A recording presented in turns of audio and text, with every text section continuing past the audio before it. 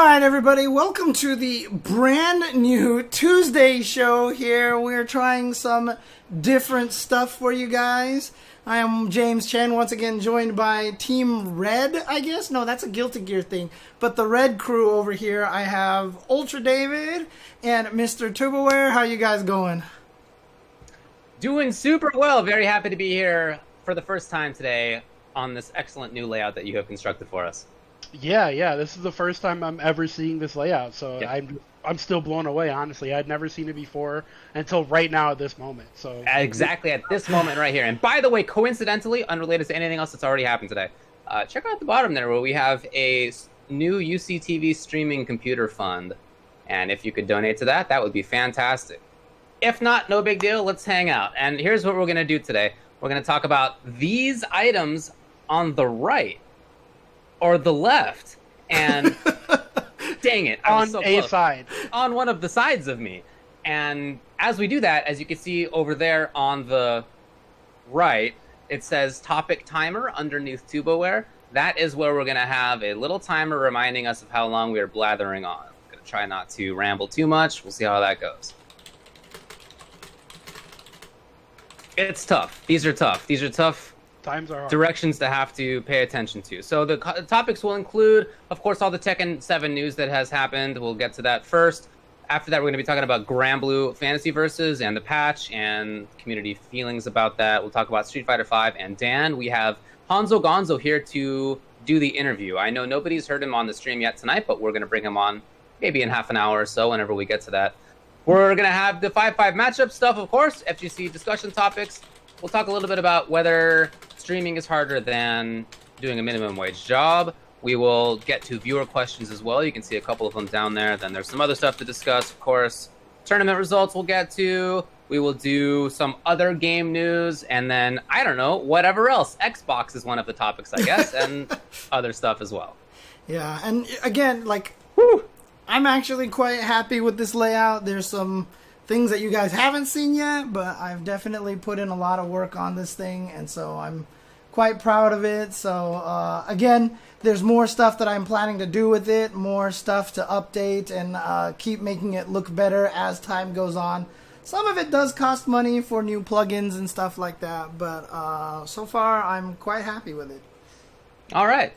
Well, look, let's just hop into the show, I guess, and let's start off by talking about all this Tekken 7 news that went down. What do you think about that? What do you think about actually talking about the news on this news program? That would be fantastic. Do it. All right, cool. And we've already started the timer, as you can see below Tuboware. All right. Gotta get to it. I can't waste any time. All right. It's lots of Tekken 7 news, beginning after US East Online Challenge when Harada and Mike talked about stuff, including the announcement that Kunimitsu will be back for Season 4. There had been a leak of that earlier in the day, but that was shortly confirmed. There's going to be a new stage. They'll be coming out in fall 2020. There's, of course, still going to be another character and another stage. That'll be in 2021. Even more important, I think, from some people's perspective, is the fact that they have discussed upgrades to online play. And for example, one of the things is that you'll be able to see whether the opponent is playing on wired or Wi-Fi. I thought it was interesting that what Harada said was that 60% of players use wired, but that is an overall stat. And on PC, as well as in Japan and Korea, players tend to be on wired. In the West, a little bit more on Wi-Fi. And then the way that they phrased this was rollback / netcode improvements. So both of those things. Maybe they'll increase it from 3 frames to what, I don't know. Look, Markman said that he tried the new netcode out, and he said that it was good. He's, gave a caution that this was under some closed conditions. They could test things well as they were doing it, but his experience of it was positive. But see, is it? What do you think? Is it actually going to be rollback? Is this rollback netcode? I can guarantee you that it's not, because after Harada said, we have rollback, and they said, well, how do you know? And he said, 3 frames, and that was his answer. I don't think Harada knows what rollback is. I'm just going to be honest. I really don't think he knows. Also, the fact that it was phrased as rollback / netcode. Yeah. In my mind, I was like, how did that happen? What does that mean? Are these two separate things in your minds? I don't know. Yeah, I thought that was weird. Yeah, I don't think it would be a rollback. But hearing Markman say that he has tried it and that it is improved, he played against, I believe it was Anakin across country in North America, and he also played against people in Japan from California. And he said it was okay. I mean, even if that is the case, even if it's not true rollback netcode, this seems to me like it could be a really big deal. Yeah, I mean, even saying that, it might be hard to do on a 3D fighter, I don't even know if that's actually true because most of these fighting games are 3D fighting games now, right? They're drawn. I can tell you that it absolutely is not because every shooter for the past 15, 20 years uses rollback netcode, and all those are in 3D, guys. You move on to 3D plane in those games. It's not different. Does the shooters actually use rollback netcode? Absolutely. Every shoot. That's what fighting games are taking now. They're taking netcode that Counter-Strike used in 2002. Like, we are very far behind. That is all rollback netcode, man. Wow, I did not know that. Okay. I don't think I knew that either. Okay. Huh, in any case, look, it would be fantastic if this ends up being rollback netcode. Especially if it's properly implemented rollback netcode. Obviously, that's the best case scenario, is like it's Killer Instinct level. Please don't go into this expecting it to be Killer Instinct level. Like, if you're a Tekken player who's about to turn on Tekken when they first put the patch out, don't go in there thinking it's going to be like KI or any MK or Skullgirls or any of the games that are known for good netcode. Come on, don't do that to yourself. But it could be significantly improved. Like, it actually could be better. And if it is better, even if it's not great, I think that's a positive. Yeah. And even beyond that, it's a positive in my mind that, like, they're talking about it. Like, this is a topic of conversation. It's come up a couple times now. They have addressed it. They have said that they are addressing it. The fact that it matters to them, I think, is a good sign. I mean, that's what I've always said is kind of the silver lining of the pandemic in general, right? So just being able to emphasize that netcode is just awful. We don't have the ability to go, well, we'll play in the offline tournaments and get hype and everything is great. We're actually playing this online, and as we can see in a lot of tournaments these days, well, like when we're commentating, we just have to be like, wow, that's interesting. Punk isn't confirming the combos the same way I usually see him confirm, That's interesting. And I definitely just bring it up on commentary. Yesterday, we were doing the online CPT South America top 8, and one of the players, Pupilo, who had gotten second place previously, he had a great chance. He actually just quit mid-match, and it was presumably because of bad online connection. And we didn't skirt around it. We were like, look, it's probably a connection issue. Like, I definitely think that you don't have to be a jerk about it, like on commentary. You don't have to be a dick. Capcom and their awful network. I hate it. You don't have to do that, but you should. I do think that you can bring it up and talk about it. It's a topic of conversation that's clearly going on. It would be better if we didn't have to do that stuff. Yeah. When I'm commentating Mortal Kombat, every once in a while there's somebody drops out of the lobby. When I'm commentating or playing KI, that happens sometimes. The lobbies are like not perfect, But the connections themselves are good enough that we don't have to talk about that. We don't have to be like, I wonder if there was like a big lag spike and they couldn't confirm whatever it was. It becomes not a topic of conversation anymore. That would be great. I know that's not how it is for Tekken right now. And if that could be a little bit better, even if it's not the best, I think that's awesome. Yeah. And again, I do see some people in the chat talking about, like, why are we all being so pessimistic? Mostly, I think largely just because of the fact that, there is that insistence from Harada that there is rollback and it's 3 frames and da-da-da-da. And as a person who played Tekken for like 2 months straight, and then, at one point went offline for the first time and I was reacting to everything that I couldn't react to before. It is not rollback netcode. It is definitely delay-based netcode. It is definitely majority delay-based netcode than it is rollback netcode. And also, I would like to say that we're not pessimistic. We're just wary. We're just taking it as it comes, Yeah. We've been told these things before, and the fact that they're even looking at it is fantastic. Like, that's great. That means they're listening. Other companies are going to do the same. Like, that's the positive part. We just don't want people to be like, this is going to be the greatest netcode ever. It's Skullgirls double net play. Like, that's probably not going to happen. Yeah. We're just trying to keep people's expectations here instead of here. Exactly. And if it ends up being that it's really strong, then that will be a super great surprise. Great. Yeah, that's awesome. Exactly, yeah. But yeah, there have been enough of these situations where companies have promised the netcode will be improved, and And sometimes there's a slight improvement, but sometimes it's like barely noticeable. You know, Capcom said that they changed things early this year. I don't know if that's true. Is that true? That's what they told us. As far as my playing online, it feels the same. So I hope that it will be better than that, at least. Again, our only knowledge about it really is that Markman has played it. He's tested it. Anakin has played it, yeah. And Anakin, yeah. I mean, the thing about it is, the main thing is that they're trying to do stuff. And they're talking about it, they're making changes, and this is all before Tekken 8. Right, you know, we'll get into this topic in a little bit later on, because there's potentially that SNK might be testing some more rollback netcode for maybe King of Fighters 15 and such. You know, like, as long as the developers seem like that they're making strives to do that, that's not a pun intended, but, you know, Guilty Gear Strive obviously is trying to do this. But as long as the devs are making efforts to make improved netcode for more than just Japan, and they're acknowledging that, I think it's a good sign. I think that's a good sign. What do you think about the wired versus Wi-Fi? What do you think about having that be something that players can see? I think my favorite conversation was when the person was talking to Sajam about it on Twitter, and they were like, but having that indication means that everybody will just not play against the Wi-Fi people, and everybody was like, oh yeah. yeah. Like, that's the idea, bud.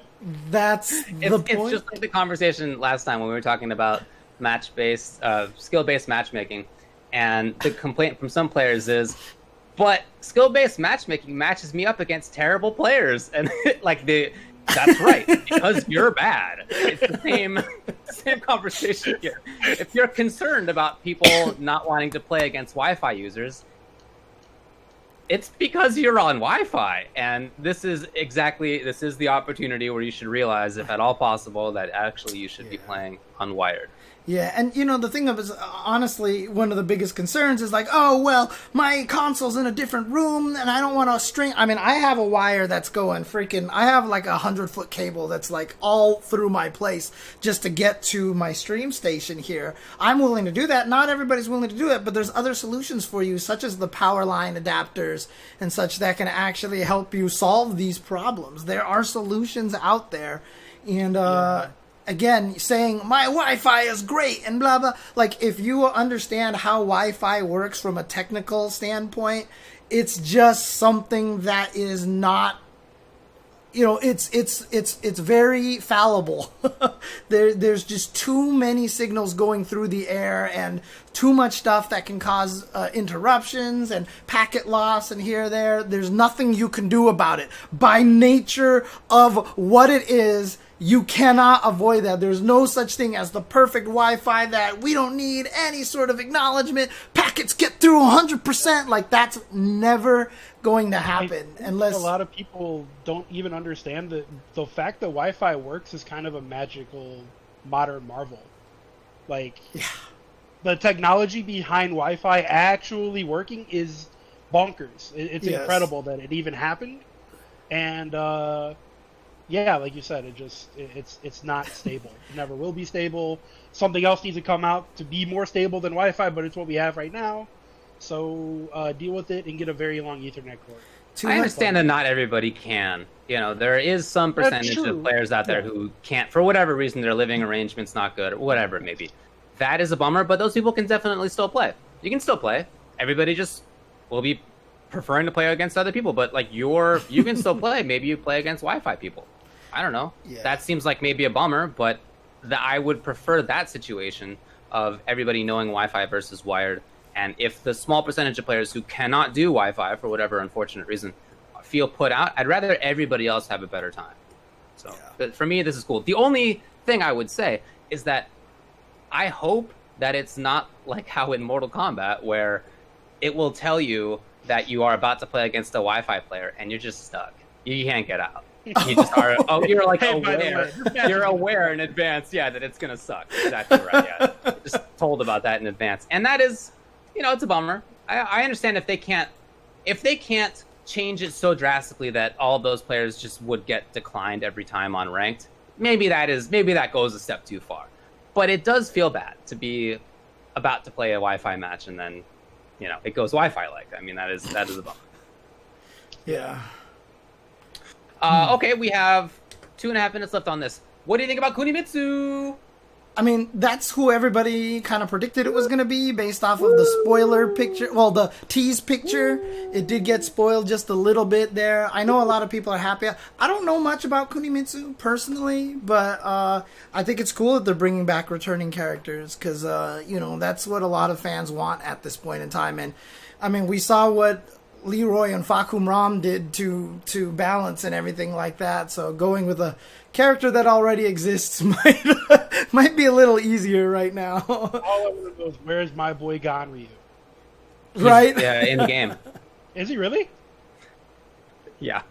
Oh man, I didn't even know. It shows how much I play Tekken. Yeah, he's there. All right, buddy. He's the big Julia fan. He's the big. I've never seen anybody play him then. He's the big Julia fan.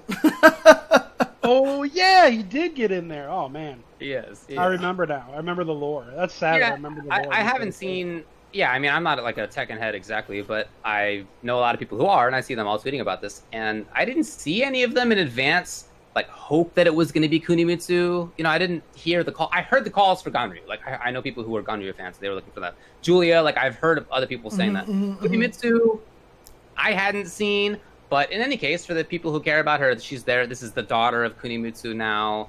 And I guess her story is slightly different. Maybe the previous one was blind, I've been told. But this one's not going to be. And she's a fast character. She's a short-range fast type of character. I don't know. We'll see. I mean, she looks cool. The visuals are excellent. Yeah, I mean, Tekken 7 visuals are ridiculous in general, so... All right, where's my boy Gon? I want to fart on someone as a tiny dinosaur. I actually want Roger Jr. back. I really want Roger Jr. back, but what didn't Harada say? He was worried because it would look like animal cruelty because the graphics are so good now or something like they that. have bears in the game. Yeah, I guess. I don't know. Whatever. It's fine. It's fine. It's fine. All right. All right, cool. Is that all about Tekken?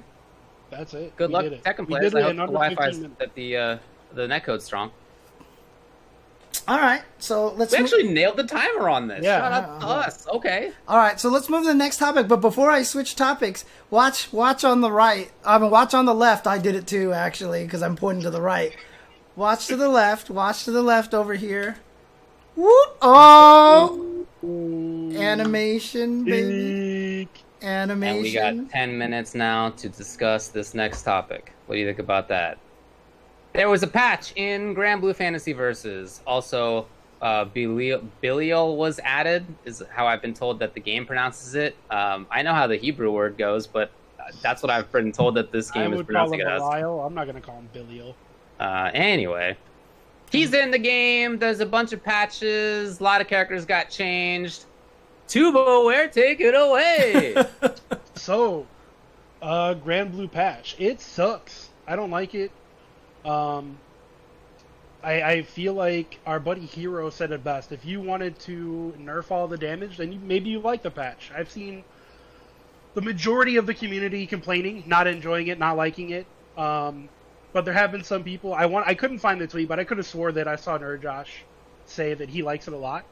Yeah. Which is weird because I feel like Josh normally likes big damage and cheap stuff, and they took away a lot of big damage and cheap stuff. I know characters like Lediva got absolutely nerfed to the ground. So for those of you not familiar with the game, Granblue is pretty footsie based, and Lediva had the ability to combo from her longest poke, and that's gone. She doesn't have the ability to do a full screen carry from her longest poke anymore. Yeah, and then they made it so like after if she hits you with EX Lariat mid screen, she can't juggle afterwards anymore. She doesn't get the juggles anymore. So they like I said, they really took down a lot of damage, especially in the mid screen. Did she get any compensating buffs? No. Come on, David. I said this patch sucks, man. No, she didn't get anything. Well, at least to my knowledge, she didn't get anything that compensates. Not to the level of which things were taken away from her. Mm-hmm. Lediva's essentially she got deleted. Gran even felt the nerfs. His kicks aren't as good. Certain characters did get some buffs, like faster pokes and things like that. But it wasn't much. It's it felt very polarizing. Like Now- the game was in a really good place pre-patch, and now it feels like it's still probably pretty balanced besides Belial, which is something I'll get into in a second. But it just it doesn't. It was in a good place, and they didn't have to do what they did, so it just feels very tone deaf. Like the devs weren't listening to the players at all. Because, I mean, weren't a lot of people talking about, you know, that some of the characters were too powerful still, you know, that, you know... Yeah, I mean, the thing is, it's really hard to say because all the tournaments are online and the game doesn't have great... Right. If you look at America results, Tempest is definitely the best player right now, but you'll also see everybody saying, well, Charlotte is an online-only character. But we don't know, really. Like, there's no way for us to actually tell if Charlotte is an online-only character. You know, like it's really, really tough to say what's good and what isn't and what's real and what's not because we don't get to play the game offline. We have to play it online right now. So Do you feel like any of the characters got better? Was it helpful for anybody? Are there winners here? Like, I heard Luane got better, didn't he? Or Luane got better, yes, but he also got better because everyone else got worse. It's not even necessarily that he just got buffed. It's that everybody else got worse. Vasaraga did get some buffs. He does more damage in certain situations now, which he didn't really need. He already pooped out damage, so it's kind of... I mean, it's interesting because, you know, one of the things that it seems like it felt like they were trying to do with Granblue is they were trying to make it so that the combos weren't too crazy, maybe. But maybe that's why they nerfed a lot of these things, because they were like, actually, this is turning out way more Guilty Gear than we wanted it to, you know? I don't think that's the case either. Because if you look at a character like Catalina or Percival, they could do like 70% combos in the corner, right? Right. So it's a lot of damage, but none of it was ever that hard.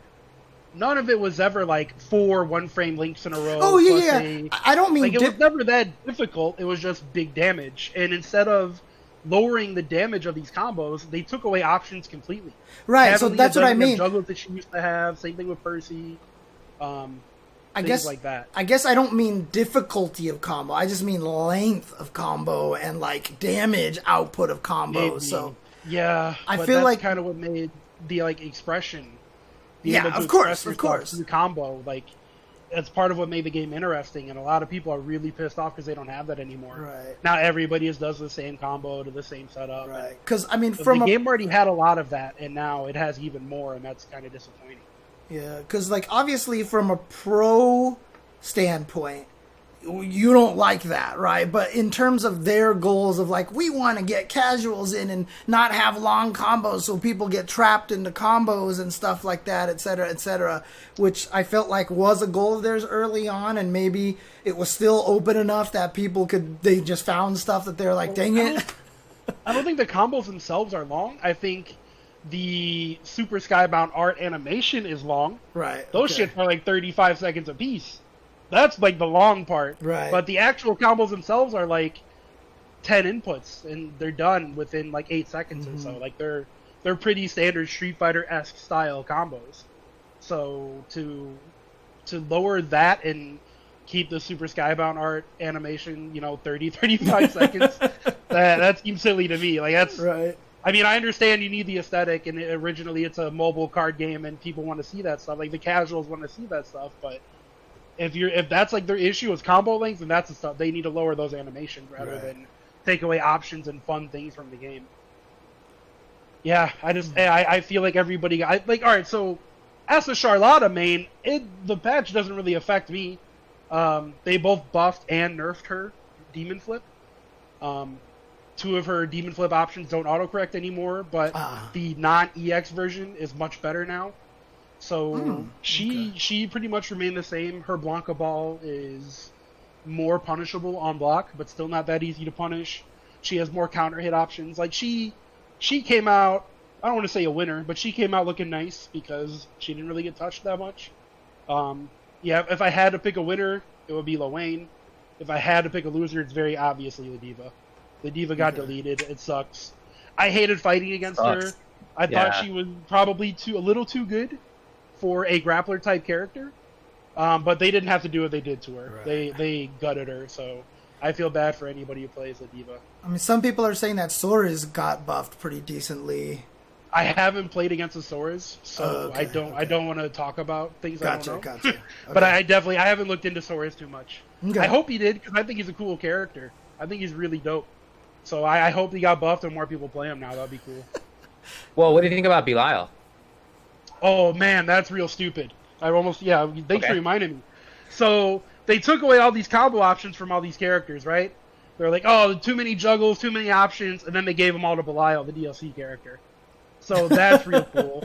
He has a special move, the claw. I don't know what it's called, but he does this big claw, right? It's a huge forward-moving hitbox. That's not punishable, and it either clashes or beats every other forward-moving special move in the game. So he can kind of just throw it out. He does massive damage. He has a really, really great counter. He has pogo jumps, so he gets double overheads and mix up off. He has everything. That character is...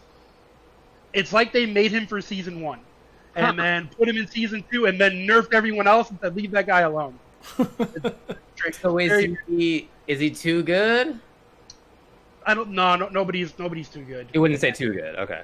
Nobody's too good. At least not right now, right? He's been out for like a week. Ask me again in like 2 months if they haven't changed anything. Yeah. Then he might be too good.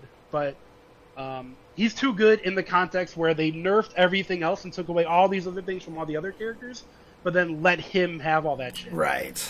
It's not in context with the patch they put out.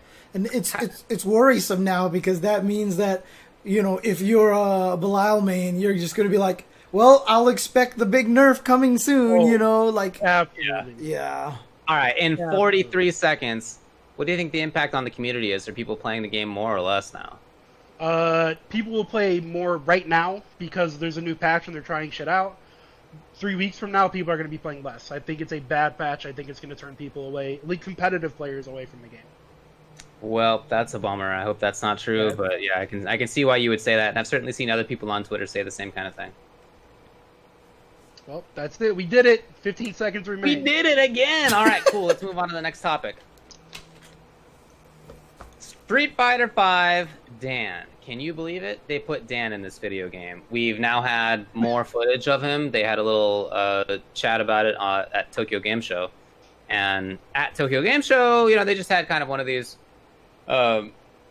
developers with the host, and they were just chatting about the character. And they showed a little bit of extra footage about his normals, his specials, his V skill, and he has super taunt again. His V skill is taunt, and you can cancel into it. It has a hitbox, so you can actually juggle with it. Like, he can do combos in the corner of canceling into V skill. He goes meh, and he hits you up again. And what does he do? What does he do? All right, sure. And that's a Dan juggle. And he can roll around with it. It looks kind of cool. They showed a super fancy combo. It was medium punch, crouching medium punch, EX special move, Dan kick. So that was Eek.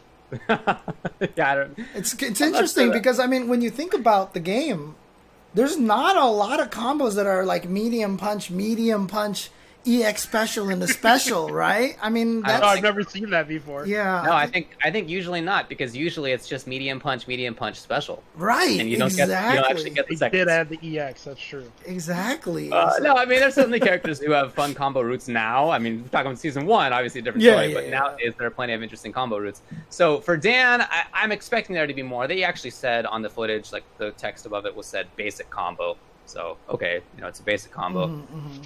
As far as why they picked Dan, because even I'm a Dan player, right? I played him in Street Fighter 4. I didn't need him in Street Fighter 5. I've been honest about this. It's not something I was asking for. And I knew maybe 5 other people on Earth who played Dan in tournaments. So I thought he was not a popular character, but they said that their thought is that Dan is a popular character, just with more casual players, and that they, as developers, like Dan. They had a real fun time making him. They enjoyed making that's super the taunt. truth there. I can see that part for sure. And their intention is not for him to be bad. They're not making Dan to be a joke. they are instead trying to take things from his previous versions that will be strong. Mm-hmm. They're intending him to be as viable as anybody else. Okay, It was my understanding, at least, of what they said. So it's not like they're throwing a joke character in the game from balance perspective. I mean, they already have the joke Shoto character. Ryu is in there, right? I mean, Dan is probably going to be better than Ryu. Almost for sure. For sure. Certainly possible. He does come out with balance changes for everybody else. So when he comes out in December or whatever, winter, I'm assuming it's December, there will be balance changes. So maybe Ryu gets buffed. It's the maybe in the fourth time they finally give him a buff. Like, what the hardest part for people doing balancing is that, if a character goes unchanged, the people who use that character get upset, right? I mean, we saw that happen with Nikali. But, honestly, like, for the characters who are strong in this game, I don't think anything even needs to be nerfed. I just want to see characters like Ryu, Alex, Nash, I'll be biased, Lucia, those characters get like one or two small little buffs, and that's it. Like, when you said there was a patch coming out, I was like, what do they even need to change? Like, that's literally what came to my mind. You don't think Seth needs to be changed? Because I'm thinking Seth might need to be changed. I wouldn't be surprised to see a couple Seth nerfs. Yeah, I mean, damage output, sure, but honestly, their act kick is too strong, man. That's way too good. I wouldn't be surprised to see a nerf on Seth, but probably not a lot. Yeah. And I think I'm with James in general that I don't need a lot of changes. Yeah, just lower third of the cast or whatever could use some buffs. Because even Japanese players put Honda in lower third, so Honda buffs. I mean, even Make Seth. it happen. Even Seth right now, I don't even think is as good as, for example, initial season 3 Abigail. Stuff like that. So yeah, that might be right. That might be right. But that season of Abigail did get some substantial nerfs mid-season. Yeah, that's true. That's true. So, yeah. Look, I don't know. As far as Dan, I think that some of his stuff looks like it could be good. His fireball actually goes pretty far if he charges it up. Mm-hmm. I actually don't know how far it goes because it hit the other Dan when they were showing it off from about half screen, maybe 2/3 screen. So it goes farther than it has before, and that's good. He also has a back throw that in previous footage left the opponents right next to him. Of course that was going to get nerfed. We actually talked about it at the time. We definitely were sure that it was going to be changed. Nerf is not the right word before a game comes out. I mean, that's what Tyrant was joking. He was like, he got nerfed before the game. Before he even got released, he got nerfed. It wasn't going to stay like that. There are very few characters who get throw pressure, especially mid-screen. So they weren't going to leave that in. So I'm not too worried about that part. But as far as the rest of the character, in my view, he has stubbier normals than he did in Street Fighter 4. He doesn't have some far stand medium kick.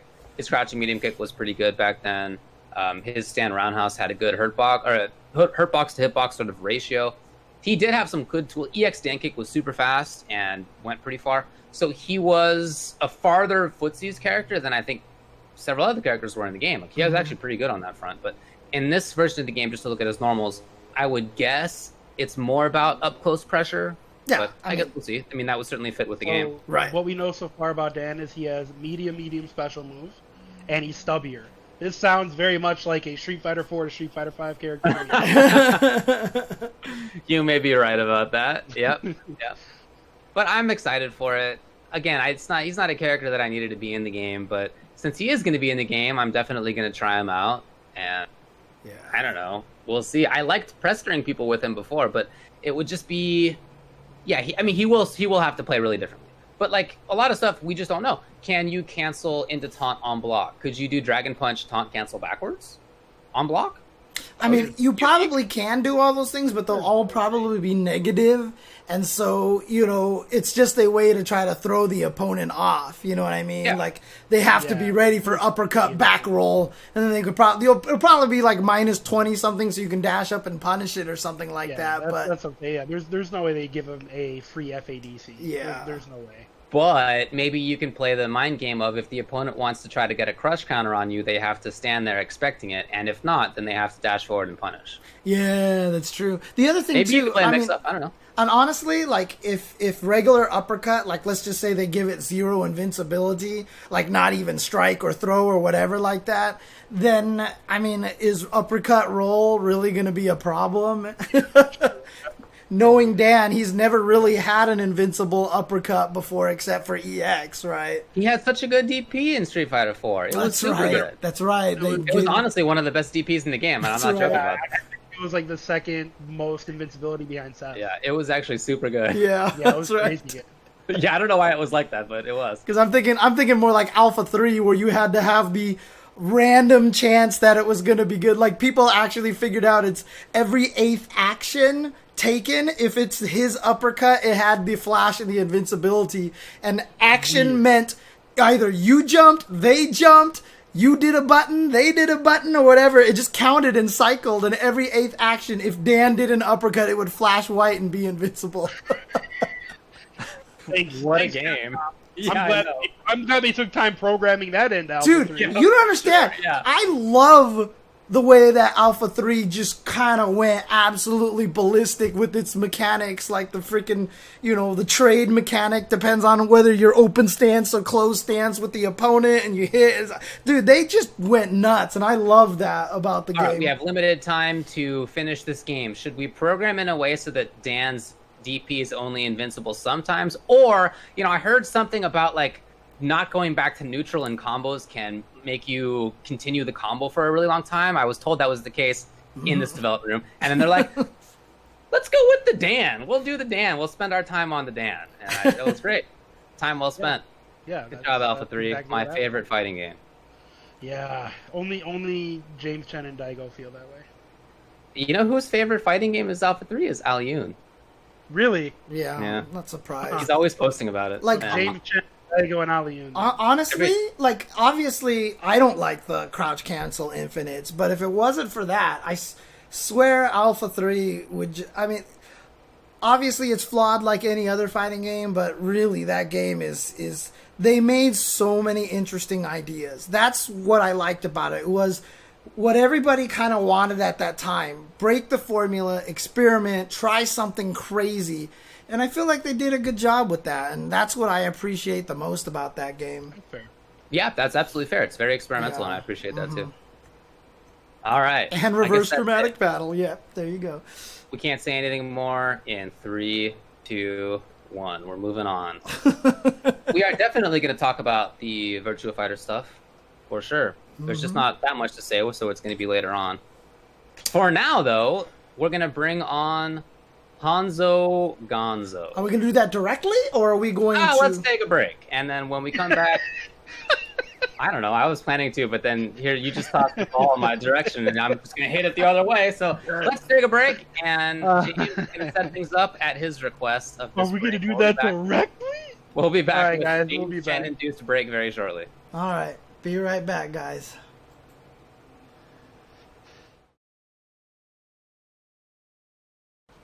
All right, everybody, welcome back to the Tuesday show. We're going straight into the interview over here. I just realized now that if I change the topic here, we can't see the timer on this page. So I'm gonna have to figure out a way to do that so we can limit Carter. We can hear you, yeah. Can you guys tell me I can you hear me? You sound like a robot. Some crazy crap Whoa. is happening. Yeah. Yeah, I've been holding that. I was trying to scare James. What the hell was that? The mic, the stream's fucked up, dude. I sound like a fucking robot now. No. Can you guys tell me are you here? Alright, I'll stop. Sorry. I do think... is my picture getting screwed up over there? I think I fucked up your picture. It's like you're phasing in and out of it. Yeah, you are.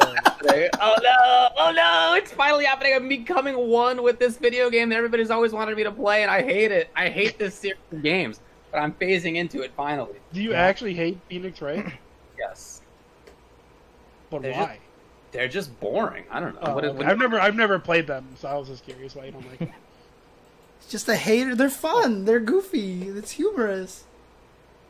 All right, everybody. First of all, before we talk to Honzo Gonzo, I just want to say, look at my cool dinner that my wife made, which is a very, very tasty dinner. Was that like Everybody be jealous as I eat that now. That's right. It's a sweet potato stuffed with its own innards after she cooked it. She murdered the sweet potato and stuck the remade, refried sweet potato innards in there with beans and with goat cheese and all sorts of other stuff. Anyway, can you guys stop talking about my food? Let's interview. You didn't tell me you were gonna kill it.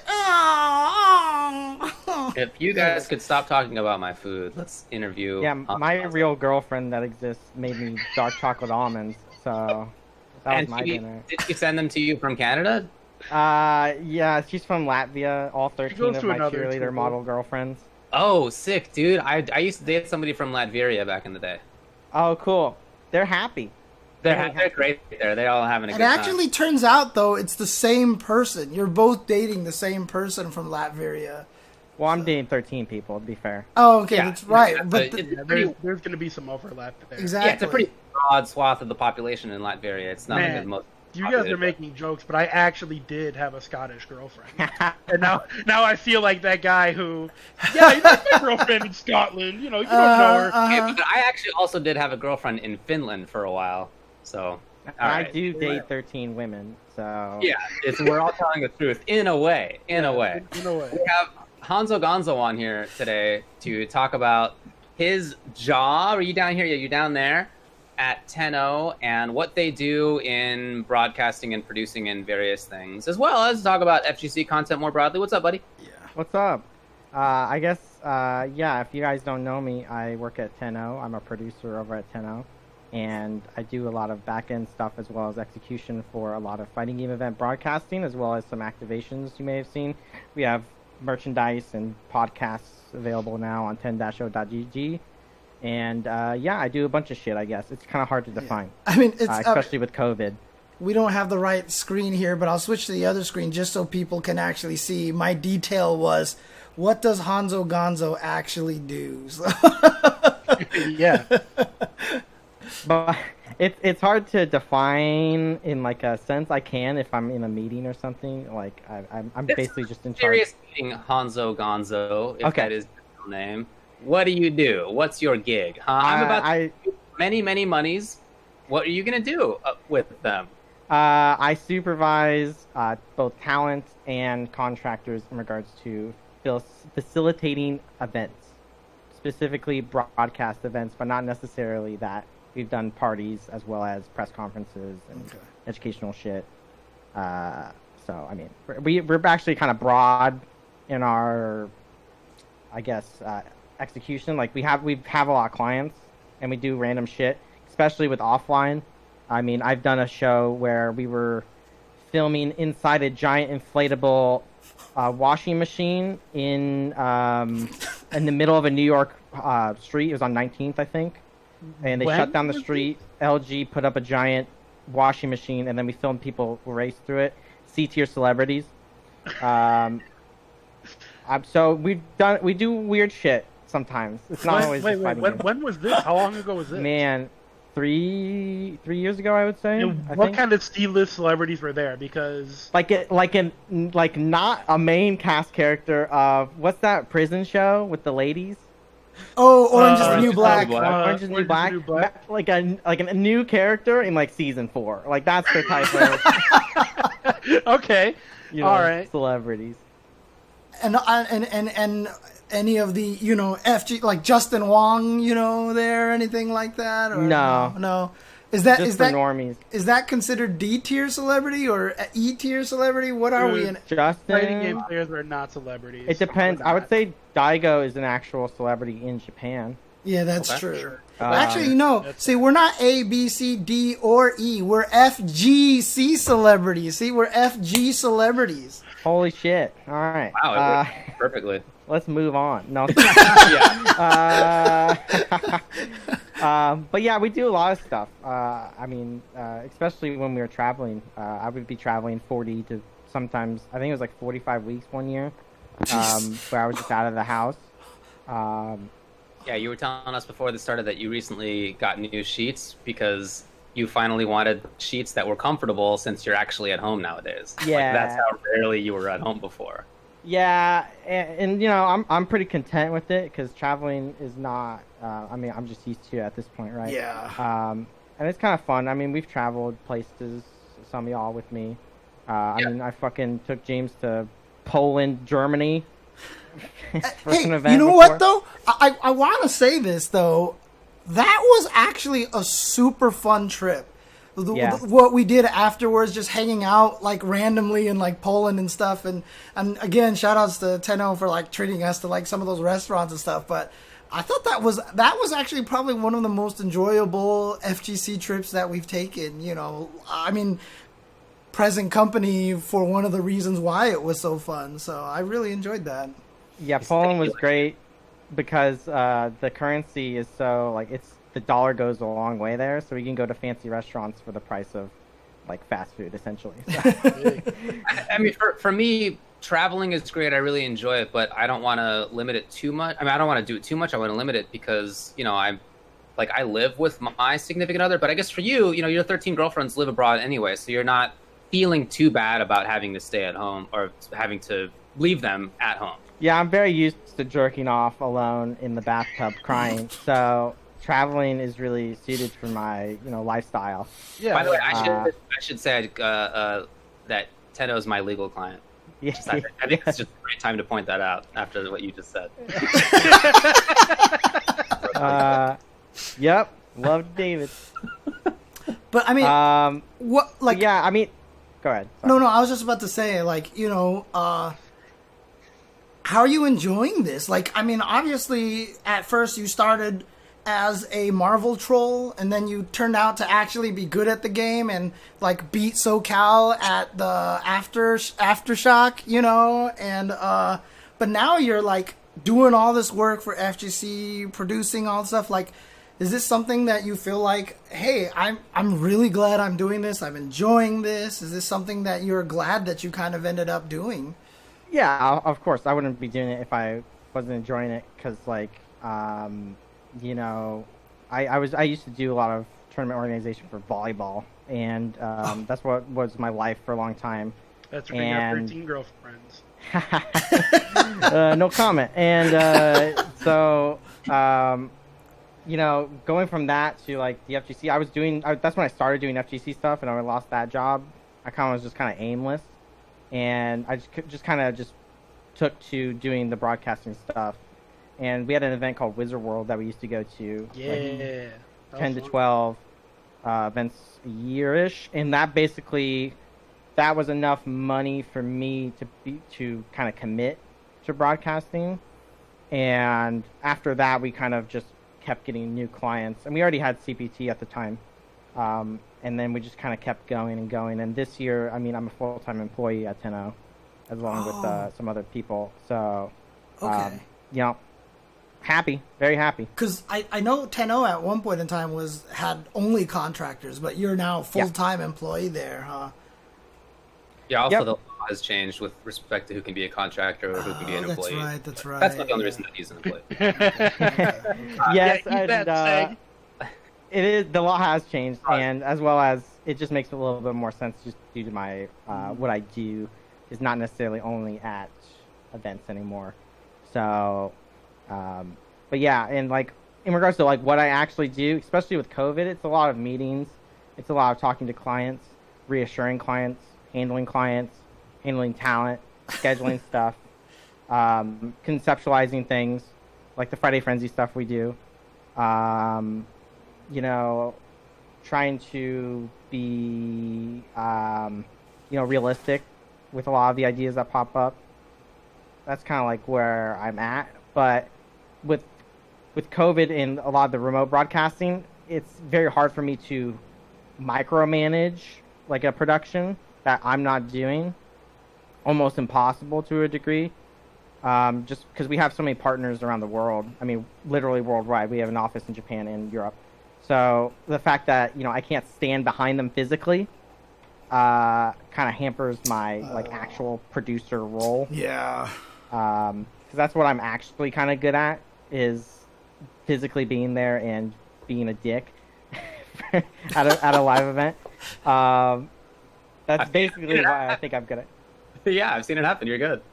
I don't Yeah. know if you guys at home have ever met or seen Honzo, and if you've been to tournaments, you probably haven't because he's very busy backstage.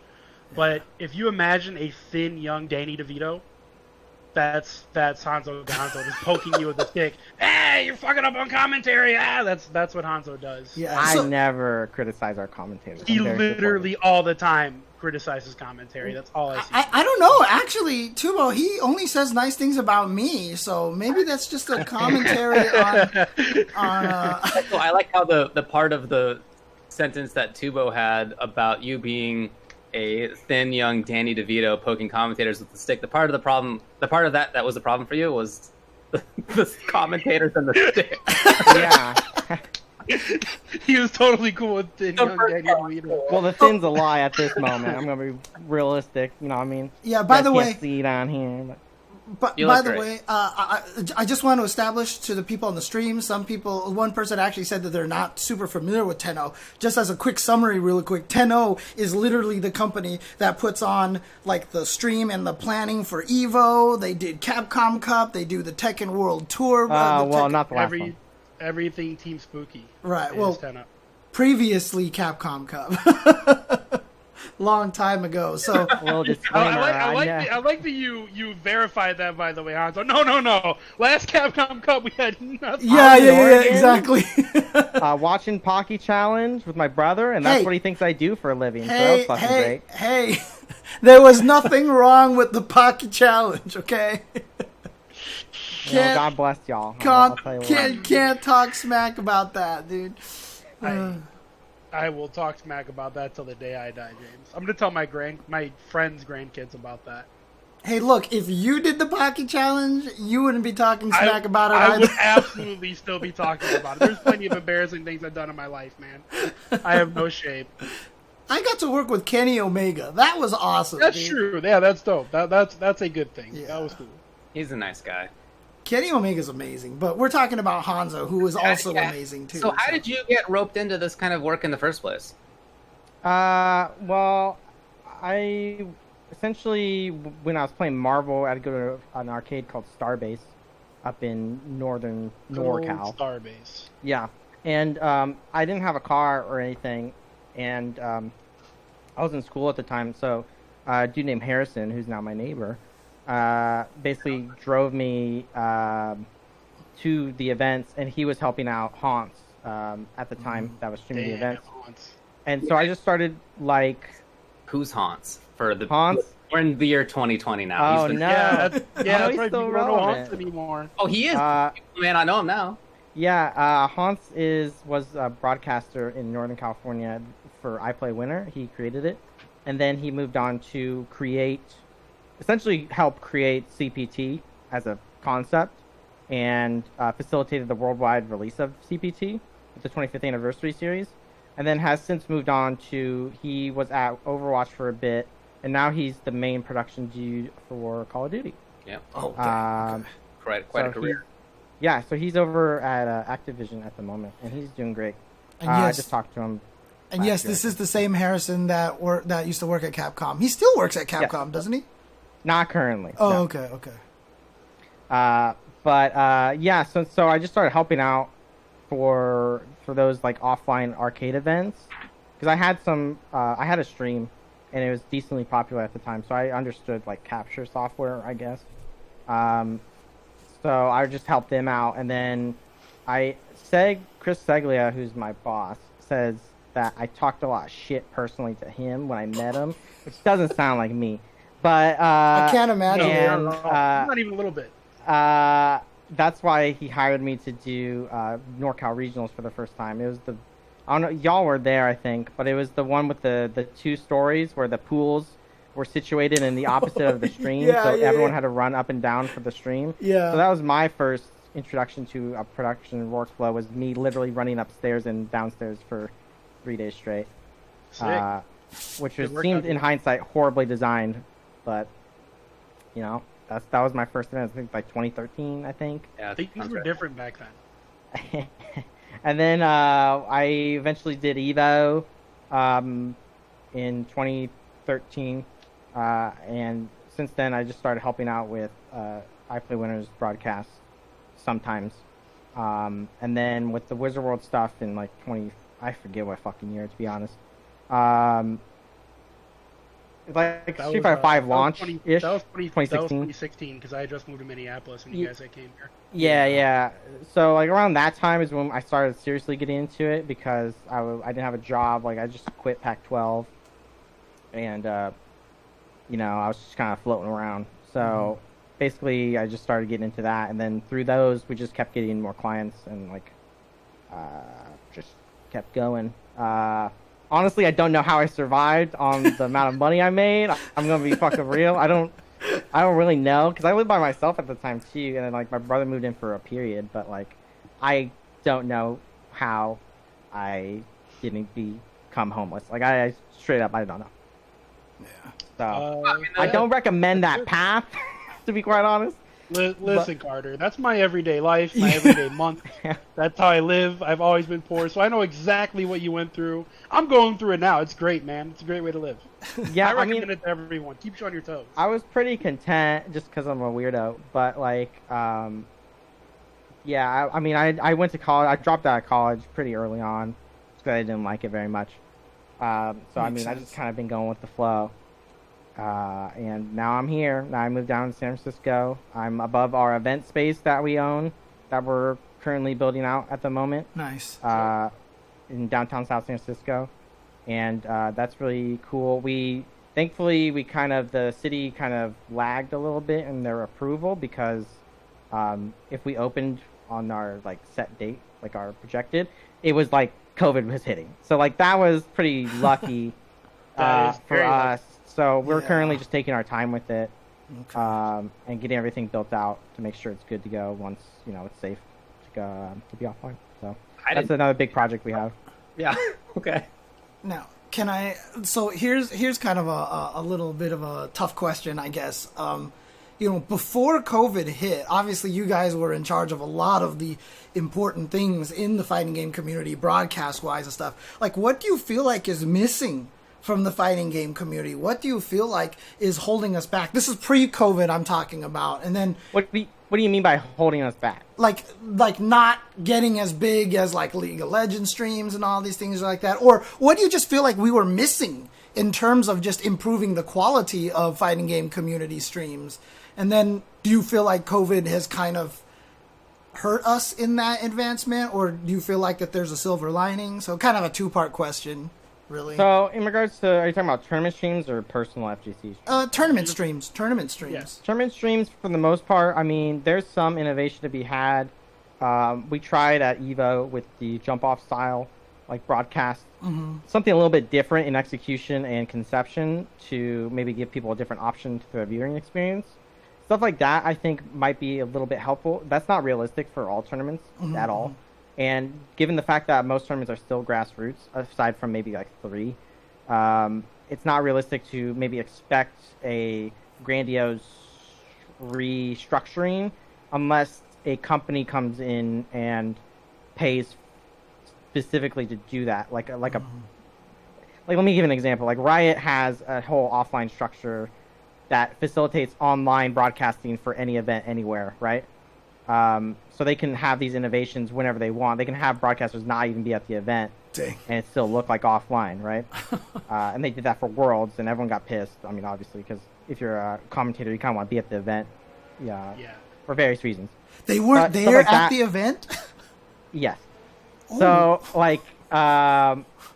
stuff like that, when you pour money into it, you can get a lot more creative with like your conception. But I think in regards to tournament streams, the actual tournament streams are fine. I think pools are, Mike Cross talked to me about this like really long ago, like 2014 or something. But like I think pools might be obsolete to an extent, just because how many upsets happen in pools is maybe not that big. I think nowadays it's starting to get a little bit bigger just because of the amount of new blood that came in with Street Fighter 5, as well as like Dragon Ball.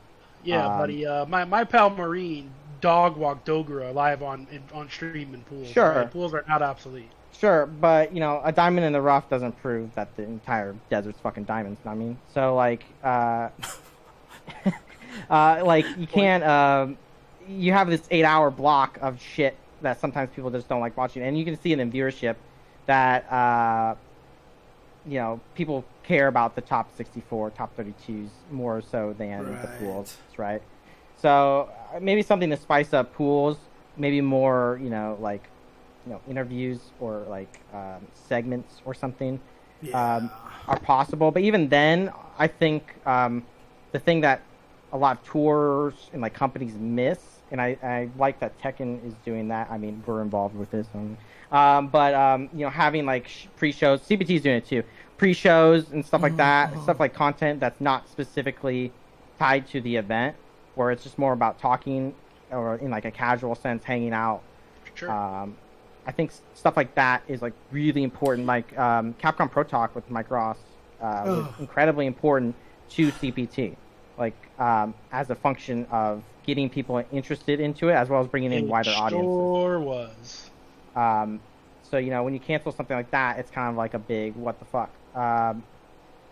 But I'm glad that most companies are trying to bring that back. I guess because it also you know, shows talent has a broader range than just commentating. Like they can host these style of events, and maybe, you know, someone like IGN or GameStop is like, oh cool, these people are really good at doing these show things. Let's bring them in to do something. You know. And real quick, Carter, I just want to verify for the chat. Carter's not saying that he wants pools to be taken out of tournaments.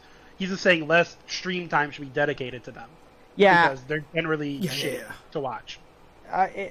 It's kind of like a weird concept to try and limit the time of pools because people are kind of attached to it, like inherently. I mean, when I said that, I mean, you already brought up Marine, right? People are just attached to it. So I think weaning it off with like actual content is like maybe the actual move, because eliminating them wholesale, I mean, who knows?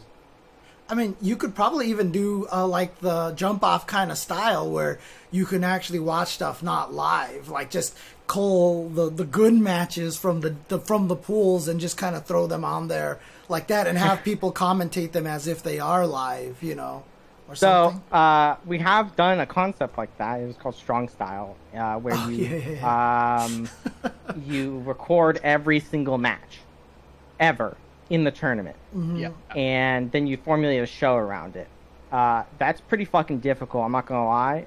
We did do it, but it's very difficult, especially, and the size of that tournament was pretty small, I'm not gonna lie. Right, like, yeah. 200 people. Like, trying to do that at a CEO with all the other hurdles in regards to production and, you know, stage building and all this other shit, would be Herculean and require a lot of budget. I don't doubt we can do it, to be honest. It just requires a lot of money. As does a lot of ideas. Like, I think people don't realize, like, I understand, or I should say we understand that, you know, sometimes things are cool in concept, but then there's not a monetary backing for it. So it's impossible for us to execute it. Like, you know. Makes sense. That's just reality. Yeah. Well, what about community streams as differentiated from tournament streams? So I'm usually a little opinionated about this. So I mean, I have a lot to talk about it, but in general, I would say that a lot of the FGC has been getting a lot better in regards to their content planning, as well as like streaming and maybe being more unique in their approaches. Instead of just sitting there ranked and just fucking mashing buttons and just like complaining, like there's a lot more content out there. For example, I mean, SageJam does D&D every Tuesday, 7 p.m. Pacific, twitch.tv/SageJam, called Magic Pixel, which I'm also on. That's, you know, supplementary content that is not FGC related. And then you have stuff like we have the Friday Frenzy stuff with like the Among Us game that we just had. Yeah, and, like, by Fall the Guys. way, you didn't invite any of us three, and that's fucked up, dude. Yeah, I am planning to invite you guys if we do another. I realize now why Tubo wanted to bring Honzo on to interview, just so he can yell at you about Absolutely.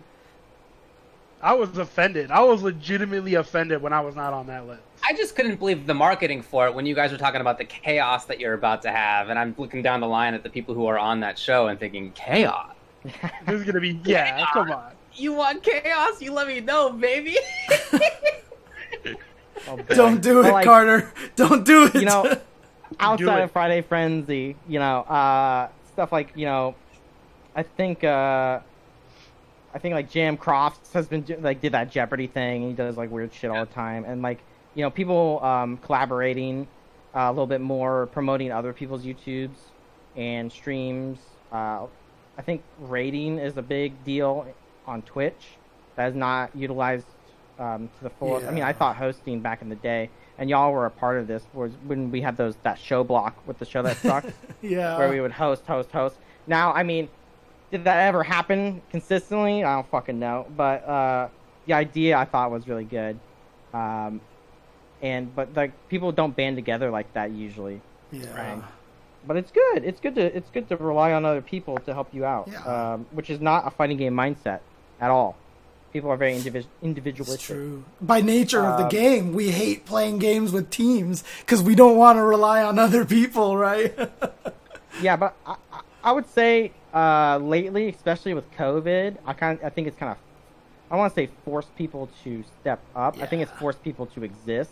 Yeah. Online. So pretty just much. that step is great, right? Mm-hmm. And the fact that they are, it's going to be hard for them not to be. So I think going forward, it's just going to be improvements in regards to the outreach of like streams and YouTubes and stuff like that. So that kind of is the silver lining of the pandemic and being locked down and stuff, is that people are learning how to do content better and better collaboration and those kind of things, like the Friday Frenzy stuff, right? Like, yeah, and like even Justin pulling in everybody for his Among Us streams and everything. yeah, Steve doing Jump King with Yipes. You know, Yipes is a Call of Duty streamer right now. At the moment, for the most part. Definitely. And those streams are great, you know. Like, fighting game players and personalities are so fantastic, in my opinion, in comparison to a lot of the other fields that they have to compete against. I mean, it's not even like me jerking us off, right? It's like, you watch these card game players with the personality of, like, a fucking cardboard box, and they have 20k viewers, right? Like, it's just like, if you get Yipes up there, or Steve... None of y'all, but like other personalities, they'll do really well. Did you say none of us? Yeah. Damn. I was gonna no sell it, but okay. Yeah.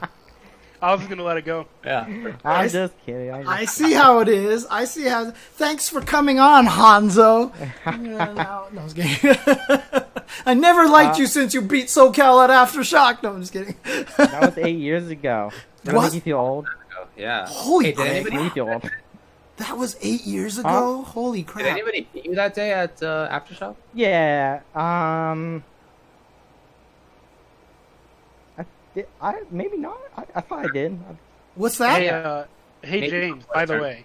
Oh, fucking the goddamn Haggard spammer. Yeah, sure. Yeah. Goddamn hacker. Maybe some Hagar player beat you. I don't know. So, Two Haggard players beat me, to be Maybe fair. a couple of Hagar players Yeah. beat you. I have a new Generation Spacing challenge, James. Okay. I want to beat Carter's little ass in Marvel just like I did Flo. Because I went in his stream like a week ago. He was like, you and Flo fucking suck. Blah, blah, blah, You guys blah, are really bad. But listen, if I play Carter, it's because you're from if Midwest. I play Carter today, I will absolutely dunk everything he does in Marvel 3. Ooh, So I challenge ooh. Carter, just like I did Flo, who also said the same thing. Oh, you suck, I'll beat you, blah, blah, blah. I'll fuck you up just like I did Flo. So anytime you want to play, I can throw up the cloud, you can come on Generation Spacing, and I'll dunk you all the same. I hate Park Sack, I'm not gonna lie. Yeah, see? This is the world we live in, though. We live in an That's online true. world. That's true. We are in the online world. Maybe. I haven't played Alright. that game in a while. Start practicing. I'll give you 2 weeks. Start practicing. You think you'd be confident though? Yeah, I mean, Tom was really bad, so like maybe I could just yellow it. I'm so nice. But like, We're gonna find out. yeah, if he beat you, you would feel real bad. No, I wouldn't care. Oh, Yeah, I mean that's actually what I expect from Honzo. God, you know, I just gotta That's say, 100% what I expect. I There's really- no real payoff. I really need to learn how to be dead inside. I'm not dead inside. I'm just content, man. That means he's happy. He's already Right, happy with it. exactly. Yeah. That's what I mean. I'm not saying dead inside as a negative thing.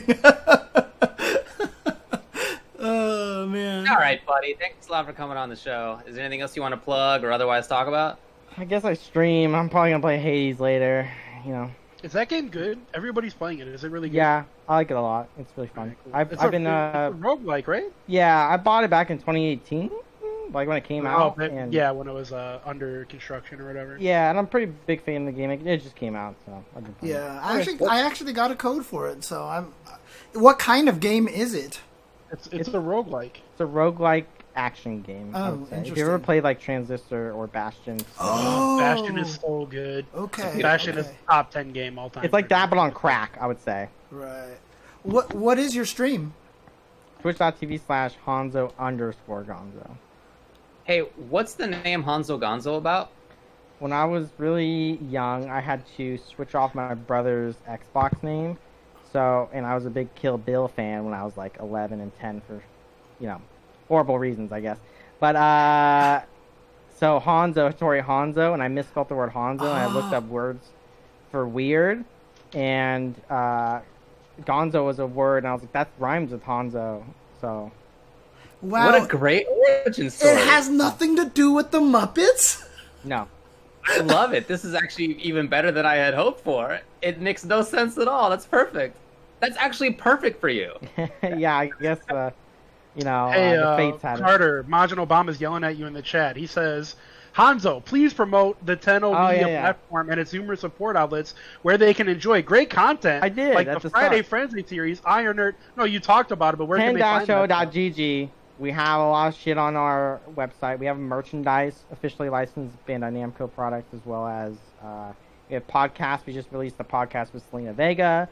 We have one with Kenny Omega as well. We have like a movie podcast. We have Iron Nerd, which is like a quiz show, which I'm on. We have wrestling podcast. We have another one, Best Damn Nerd Show, which is like more of a general one. That was an old podcast that existed back in the day that was very popular, and we have it on our network.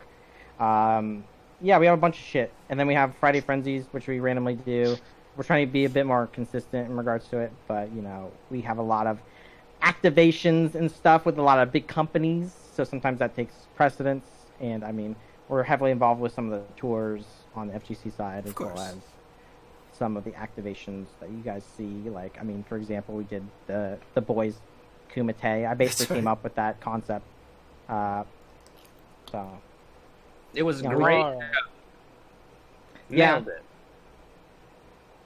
I mean, the parameters for the request was really weird, so I had to come up with something equally as weird. So. Yeah, it was a lot of fun. Just to be super clear, how do you spell 10 and 10-0 if people were to go to that website? TEN-O-tot. GG. Oh, like Overwatch or Orgasm, not Link zero. it. Hold on. I put it in the chat too. I already know what it is. I'm just hoping that you'll tell people who are listening. Right, and the yeah, Twitch yeah. channel is Tenno Media, basically TENO Yeah. Media, no space. The website is 10-o.gg. There you go. All right. Yeah, thanks for having me on. If y'all have any more questions, I guess, just let me know. James. Oh, actually, I have one question for you. I asked the same question last week. Will you hire me? For what? I don't know. Come on! All right, thanks, you hire Honzo. me? I Thanks, don't know. Honzo, for being on. I think that was. Thanks for joining us for today. I think that was the answer we needed right there. Okay. Hit me up Friday, James. Friday. Okay, I'll try to do that. And like I said, if you don't hear from me, hit me up because I'm terrible. And I won't. Yeah, do it. because honestly, it's not that I'm forgetful or anything like that, but a lot of the times I feel like I'm so like I don't want to bother people. It's the whole introvert All right, crap. tell you so. what. I'm gonna tell you to text Carter, Okay, and then you guys can handle it. Okay, I'll sounds make, good. I'll make James do it. sounds good. Sounds good. Okay, Later! peace Bye-bye. out. Bye, Carter. Thanks for coming on. Love you. Bye. Say hello to your 13 girlfriends for me. Prost. What? All right. Oh, man. Well, that was Honzo Gonzo, guys. Great ending, actually. All right, cool. So again, thanks a lot to Honzo for coming on, talking a little bit about 10-0 and his history and what he thinks about FGC media, all that sort of stuff. We will now move on to our 5-5 matchup. Yeah, by the way, I mean, the transition between the two scenes here and having David and Brandon here in place and all that stuff like that. If you saw our previous interview shows, is all weird.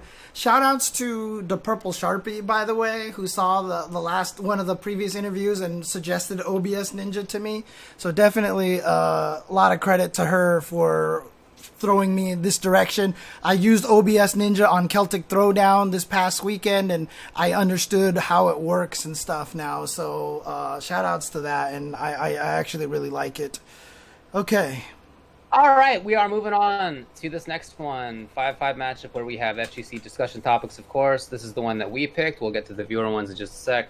We have 15 minutes to talk about, would you rather work at McDonald's than stream Ultimate? This comes from a tweet originally supplied by Leffen, which I believe he's deleted now, so I can't read verbatim. But essentially, it was him discussing what he views as difficulties in streaming Super Smash Bros. Ultimate and preferring, more or less, to have worked at a minimum wage job.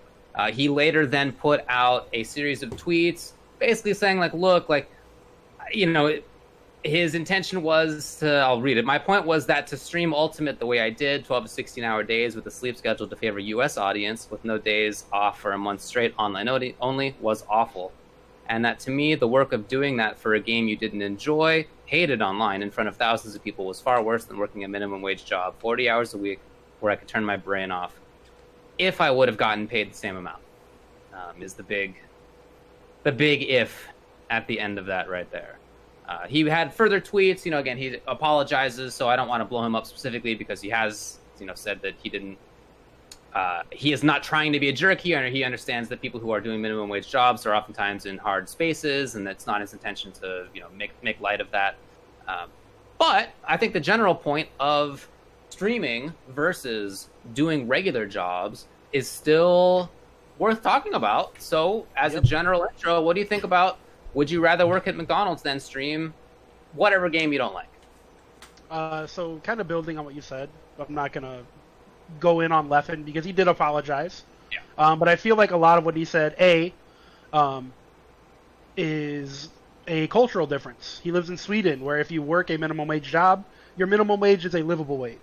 Much different mindset than in America, where if you work minimum wage, you can't afford a one-bedroom apartment in 90% of cities in the country. Also, his point said, if I could work a 40-hour-a-week job versus working 16 hours a day, buddy, you chose to work 16 hours a day. Nobody made you stream that much. The fact is, you were getting paid, so you did that. That's the only reason you did that, because if you weren't getting paid, you wouldn't stream 16-hour days. You wouldn't stream 12-hour days. You'd stream probably like 5-6-hour days and enjoy your life. But the fact is, he was making money hand over fist. So he chose to do that. Therefore, his whole argument of, would I rather stream or work a minimum wage job where I can turn my brain off, which, first and foremost, that's not a thing. Working fast food is hard. Working grocery stores is hard. Shoveling shit is hard. Like, these jobs suck. So him saying that I would rather do that if I made the same amount of money, well, buddy, then you're going to be working 16 hours at those jobs, and you're going to hate it way more than you are streaming, creating content, playing a video game. If you watch anybody stream for 12 hours, anybody in the world, they don't play games the whole time. They take breaks. They let other people play on their stream while they commentate, talk about it. They do goofy stuff like watch YouTube videos. Like, they basically are hanging out with their audience, essentially. Working a minimum wage job is not the same. Stocking shelves at Walmart is not the same. It sucks. It's soul draining. And I have streamed full time in my lifetime. I didn't do it for very long because I found a regular job afterwards. But I have streamed 8-hour days, 7 days a week for a month straight.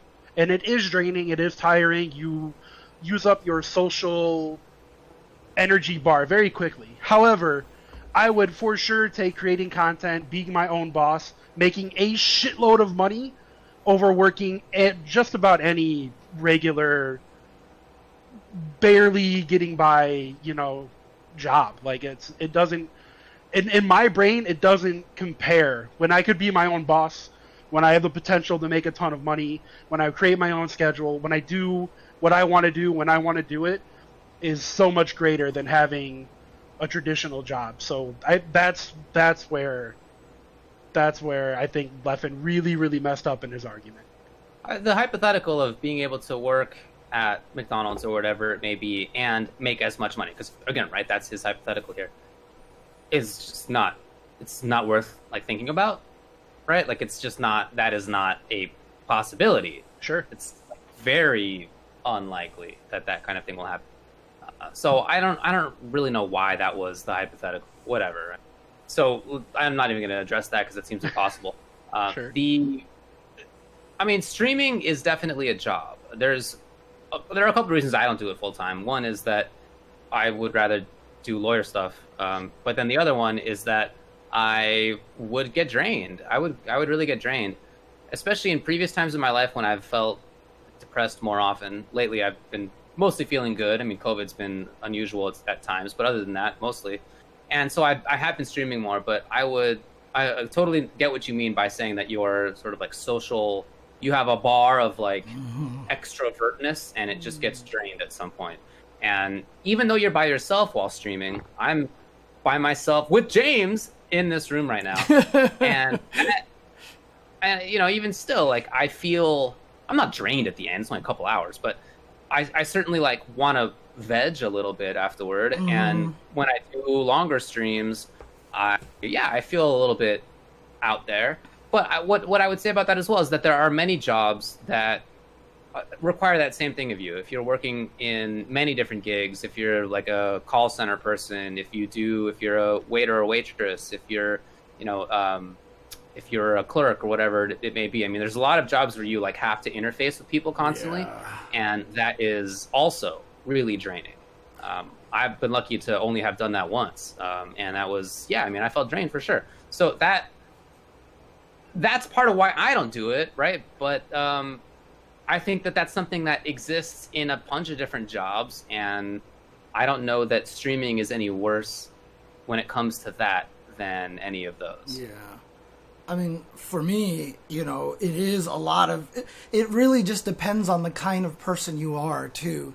And I think that's also something that has to be kind of added to it because, we've talked about guys like Tasty Steve. Like, he's the most natural at just being entertaining. Yipes is really good at being... Smug, right, is amazing at being entertaining. I mean, for me, I'm part of that crowd that says that the hardest part of streaming is actually hitting the stream on button, because you're just like, God, here we go, because like the whole that introvertedness, and it is hard to try to be like when I play video games, I get frustrated, I get mad, and things like that happen. And recently, it's been really bad because of the pandemic. For me, in particular, which has made streaming very hard, and it is tough. It is a lot of hard work to do. You like you said, after you finish streaming, you kind of want to have a break, and even then, that doesn't even work because, like, when we stream here, as soon as it's done, I go and start editing and all this stuff. It's like you can never really get a chance to kind of relax a little bit, and it is a lot of work. Having said all that. Would I rather do this and still than just take another job like working at McDonald's? Not trying to paint McDonald's as the worst place possible to work, but I would still rather do a lot of this. Although the responsibility of keeping your own schedule, of being on point, of streaming consistently. One of the reasons why my stream has never grown is because I just don't stream consistently. Because there's just when stuff like happens to my cat, all of a sudden I just like, I don't want to stream, but the problem is a lot of things trigger that in me a lot more than other people. So it is hard kind of being the person responsible for your own self sometimes. And I do think certain personalities are better or worse suited to the idea of being a work for yourself kind of streamer. Yeah. I think it's true, and I'm not sure that I would hold up Steve or Yipes as being particularly super great at that. Like Steve has a great person. They both have awesome personalities. But when we're just hanging out with each other, they're not like, they have more, maybe Steve especially has more energy than most people, but he is still like definitely entertaining when it comes to a stream, and he can't do that 24/7, not even Steve. Yeah, of course. So that's, I don't know. I mean, the idea of streaming, yeah, you do have to, certain people are more suited to it than others, and you do have to work for yourself, and that's not easy necessarily. I mean, I work for myself as a lawyer too, and I have to self-store it or not, or I just don't make any money. So there is that side of it, but certainly I think that stuff is easier on the whole. I think more people would rather do that on the whole than have to do work that, like Tubo was describing before, maybe just drudgery. That stuff is real frustrating to do, real hard to do long term, and sort of maintain the rest of yourself in a strong way. Yeah. I mean, man, I can tell you, I've worked call center jobs, and they are the worst. They are the worst jobs I've ever had. To the point where I was drained and I wouldn't be able to come home and stream. I just couldn't. Right. I couldn't do it. I'd go and I work these long 10-hour days, and I legitimately enjoy streaming. But I haven't. I looked at so I'm partnered on Twitch, right? I looked at my payments from Twitch for the past 3 years, and in 2018 I got one check. In 2019 I got one check. So these call center jobs basically drained me so much that I didn't want to do something I enjoyed for 2 years. Now I'm finally streaming again, and I'm actually having a really good time doing it. But yeah, man, I don't see how working like you said, call center, Amazon, warehouse worker, McDonald's, whatever, lawyer, whatever you want to say that you do, it's just as draining as being a streamer. It's just as draining as being a content creator. So to say I would rather do one of those jobs and turn my brain off, I feel like it's very inaccurate, as well as insensitive to people who do those jobs, because they are hard and they do suck. Yeah. Also, I think a lot of it really is the interaction part, right? So the past 3 days, I've been sitting here working on this layout, and it's been a lot of work. I mean, it's been a lot of work. I'm doing a lot of research, trying to do stuff, using technologies that I've never used before, learning all this stuff. But I'll tell you, man, those hours went by quick, and I enjoyed it, and I had a good time, because part of me is that's why I went into programming, because I kind of like that kind of stuff. And you get to do it by yourself, and you don't have to interact with people. But again, I think that's part of the introverted nature of me, so. Sure. Yeah, I'm excited for my gig that starts on the 5th, because I don't interact with people. It's going to be fantastic. Yeah. I'm super, super pumped about that. Yeah, you don't understand. I mean, look. Like, I was just about to say, you don't even understand. Like, look, I am so proud of how I've rigged up this stream. Before, we did a screen capture of a timer. We did all this. Timer is all built into one thing now. This is an HTML page, okay? I'm going to shut off the HTML page right now. All of that is an HTML page that does everything automatically based off of settings from a JavaScript and stuff like that. That's one resource that I've created, and it does all of that stuff through the JavaScript automatically. I don't have to do any work except for changing the topic. It'll even jump however many topic lines that it needs to and stuff like that. Like, super cool. Doing this and optimizing it is like one of those things that, is like I get excited about. Yeah, and obviously not on topic with the 5.5, which I think the timer is actually about to run out. The timer has run out. Yeah, the timer ran out already, so it's real nice to see you excited about something, James. That's your friend. That was really cool. That was super. It's been a while. It has. It's been too long, but I'm happy you found something. That's dope. For sure. All right, let's move on to the viewer segment of 5.5 matchup. Sure. On to the next one. We had 5 that I put in here today. And are you gonna have these on stream? I am going to do that as soon as you start reading the questions, unless you want to. Read the damn questions already. Number 1, what is your biggest pet peeve in the FGC? Number 2, has there been any progress or updates on the FGC Code of Conduct? 3, should Capcom Pro Tour qualifiers for each region have commentators from those same regions? 4, how do you see the role of commentators in educating casual audiences about fighting games? How should a good commentator walk the line between being entertaining yet educational? 5, if Project L is a good fighting game with regards to gameplay and also has solid rollback netcode, then do you think it has the potential to be the biggest fighting game in the future? Winners tied. Number 1 and number 2. Let's get to number 1 first. Let's get to number 2 first because this can be real fast. Oh, okay. Has there been any progress or update on the code of conduct? Well, I'm basically writing the code of conduct. Yeah, I mean, not in a substantial way. I've put it together. We have been trying to get feedback from a lot of TOs, from people in broadcasting, from people who are involved with rights holders in Pro Tours, from people who are involved in community and locals, and just a very wide swath is the intention to sort of get people to get their eyes on this. People who operate Discords, whatever angle of the community we can get.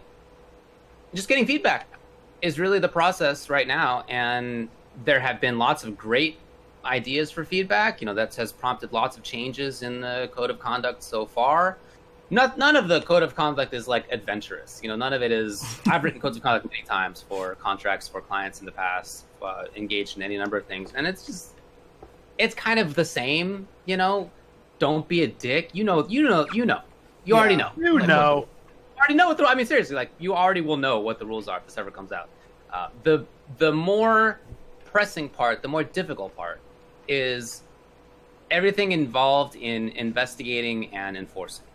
That's the difficulty, because that is much more related to, people either wanting to be involved or not wanting to be involved, or just wanting to know the people who are involved so that they can believe that the results will be better. So there's a lot of, it hasn't gotten to the stage of wrangling about whoever's in what, but I imagine that will be an issue here. There's a political angle to it, to be frank. And so that's going to be part of it. And similar kind of stuff when it comes to who makes the decisions, what are the decisions that can be made, what are the mechanisms for putting that into place, all sorts of just how do you run this thing kind of questions, more so than, hey, don't harass anybody, don't assault anybody. The actual violations themselves are just very clear. The whole rest of the process is where all the difficulty is, and that's something that probably will take a while. But for now, since we are in COVID times and there are no offline gatherings, I think part of why this hasn't gone as fast as possible is that it isn't as pressing, I think, in some people's minds to have this all nailed down, because we're not going to have offline events, certainly not in the US, for definitely this year, maybe most of next year. We'll see. Yeah, we'll see.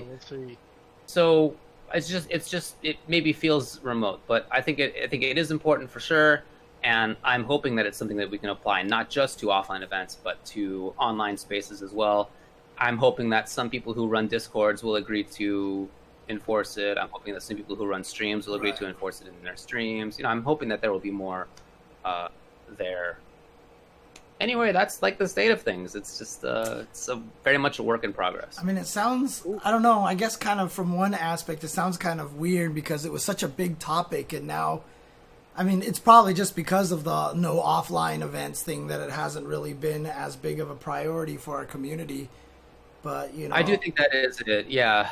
Yeah, absolutely. And even on top of that, people went back to school, they went back to college, and some of the people involved in this were in college, or people have found jobs again who were laid off during early COVID times and they're working again, or whatever it is. There have been things that have come up for people who haven't been able to put as much time in. Family injuries in some cases, people who are concerned about parents. And there have been lots of other reasons as well, but I do think that this is the biggest single one, that it's just we're all online and will be for the foreseeable future. For sure. Cool. That's it. Yeah, I just figured that would be a faster one to get to.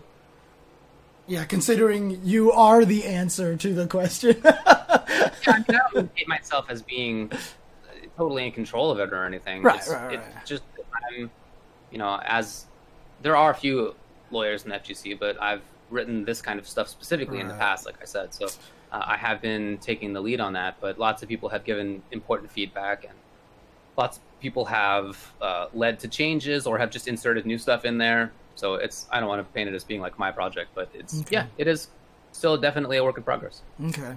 Just know that means it's never going to be a bannable offense for farting at tournaments and using robots and stuff like that, and stretchy limb zoners. So no, playing Dawson will not be a bannable offense. It should be. Growth, what? Yeah, Stench is actually listed in the violation. All right, but it should be. I mean, and that's how I didn't even come up with that. Other people did, because that's how they do things in their scenes. Because they have had people who have showed up and smelled so gross that it was off-putting to everybody else. I'm absolutely serious. And that's something that we've known in the scene for a long time. Think back even to UFGT when Keats had the stank police? Stank police, yeah. Stank police. This is a long-running thing. So it's absolutely real. I'm totally being serious. Okay. All right. It's not to say that you need to have taken a shower on that day, but just don't be a smell. nuisance. Yeah, come on. Don't smell, man. All right, let's move on to the first one then.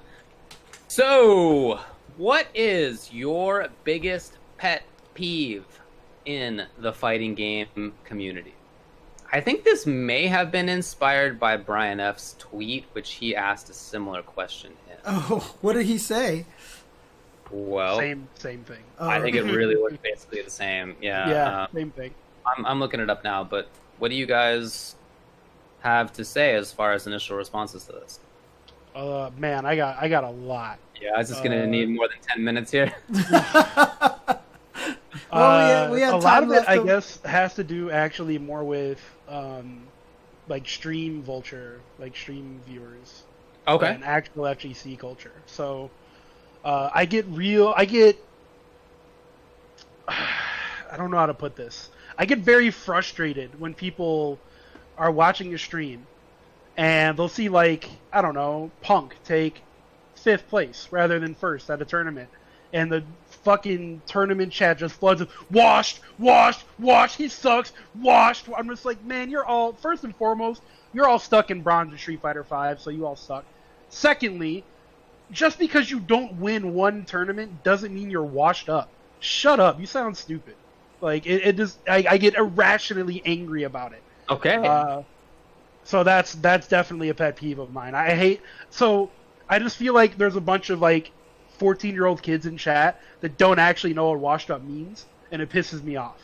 And I want to, like, shake my old man cane at them and be like, you don't know what washed up is. This can't, that's washed up, not Punk. You know, like, I want to...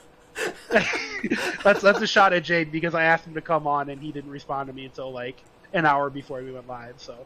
Anyways, yeah. Brian tweet, was just, you know what I want to hear? What are your fighting game pet peeves in game, culture, habits, competitions, whatever? That's the tweet. They say. Yeah. Well, what else? Or maybe what else grinds your gears? Yeah, before we go back to Brock for the next one. James, do you have one? Yeah, I mean, I actually have a couple of them. I mean, some of them more serious than others. But, I mean, kind of piggybacking off of what Tubo said, I mean, one of my biggest pet peeves is the tribalism between fighting games. Like, I'm tired of people, like, you're watching Street Fighter V on stream just to talk about how much you think Street Fighter V sucks. Or you're waiting for this game to start, and it's Guilty Marvel, baby. Yeah, and you're watching, and it's Guilty Gear's playing right now, and you're waiting for MK to start, and you're just like, why do people play anime games? Are stupid, da-da-da, you know, like, that kind of shit. Like, that's the irrationally angry one for me, you know, I preach that all the time, like, stop it, right? Because, you know, rising tide, you know, raises all boats things, you know, that kind of things, and I get so frustrated at that because it's so harmful to our scene. It does absolutely nothing. And what it does actually do is it propagates other people to start talking shit about other games. Like, I could be someone who has absolutely no problem with Killer Instinct, and I'm just on the chat, and I'm sitting here watching my Killer Instinct, and then this person jumps in here. It's like, I'm waiting for Blaze Blue cross tag battle. What is this garbage? And then you're like, Killer Instinct's awesome. And they're like, Killer Instinct's stupid because blah, blah, blah. And so you try to talk smack back to them and say, yeah, well, at least it's not dumb like Blaze Blue cross tag. And then eventually you start believing it. And so it just kind of propagates that you went from, I have no problem with this game, but because someone's talking shit about your game, you talk shit about their game, and then you start believing that. And it's just like, it's such a defeating kind of negative spiraling, snowball that goes down the hill, and I hate that. Like, if you just don't like the game or something, just say, this game doesn't appeal to me, I don't like it as much as some other game, or just don't say anything at all. Just let people enjoy their stuff. Now, of course, that's never going to happen, because it's the internet, and we live on a world and have society, so that's never going to happen, but that's why it's a pet peeve of mine. David, do you have one? Seems right. Yeah, what I said back to Brian on this tweet that he had was, I just don't like it when people complain about things in normative sort of ways, like a move should work in a certain way. The reason I've been thinking about this so much lately is that in the MK scene, there are so many complaints about how hurt boxes and hitboxes interact. Mm-hmm. And I'm just super tired of it. And that's not the only scene that makes complaints about that sort of stuff. I just have been seeing it a lot in that lately. And I'm tired of it. If I see something interact in a way that I'm not expecting, I think to myself, oh, I'll know about that for next time, and I won't put myself into that situation. Or if it worked out in my favor, great. Looks like I can do something I didn't think that I could do. I don't know. Why does the response go to how a move should be or should not be? You don't know that as a player. You don't have any insight as to what the move should or should not be, what the developer intended or intended not to be. I'm not even interested in what the developer intended. I don't care. It doesn't matter. That's not important to me at all. What matters to me is how I can interpret the way that things are. So if I find something cool in a character, or something weird, or something dumb in a character, whatever it is, whatever aspect of this, all that means to me is that now I've learned more rules of the game, and now I can play in a way that's different than I thought before, or I shouldn't play in a way that I thought I could play before. That's it. Mm-hmm. And sometimes things that are among my favorite things have been like this. Just to Q in third strike could do a neutral duck and he would evade throws. Should it be like that? I mean, did the developers intend that? No. But who cares? Who cares that they didn't intend to do that? The fact is that it's there. By the way, gives him a new tool. He gets to play differently. It actually creates more interesting gameplay. What's wrong with that? I like that a lot. So I'm not interested in normative complaints. I just want to add that I didn't know that he was technically airborne, and that's why it works. Because someone did the Hugo anti-air grab and caught him out of that crouching frame, and I was like, whoa, that was crazy. Definitely. Yeah, so just that, I could do without that. I don't imagine that that's ever going to change.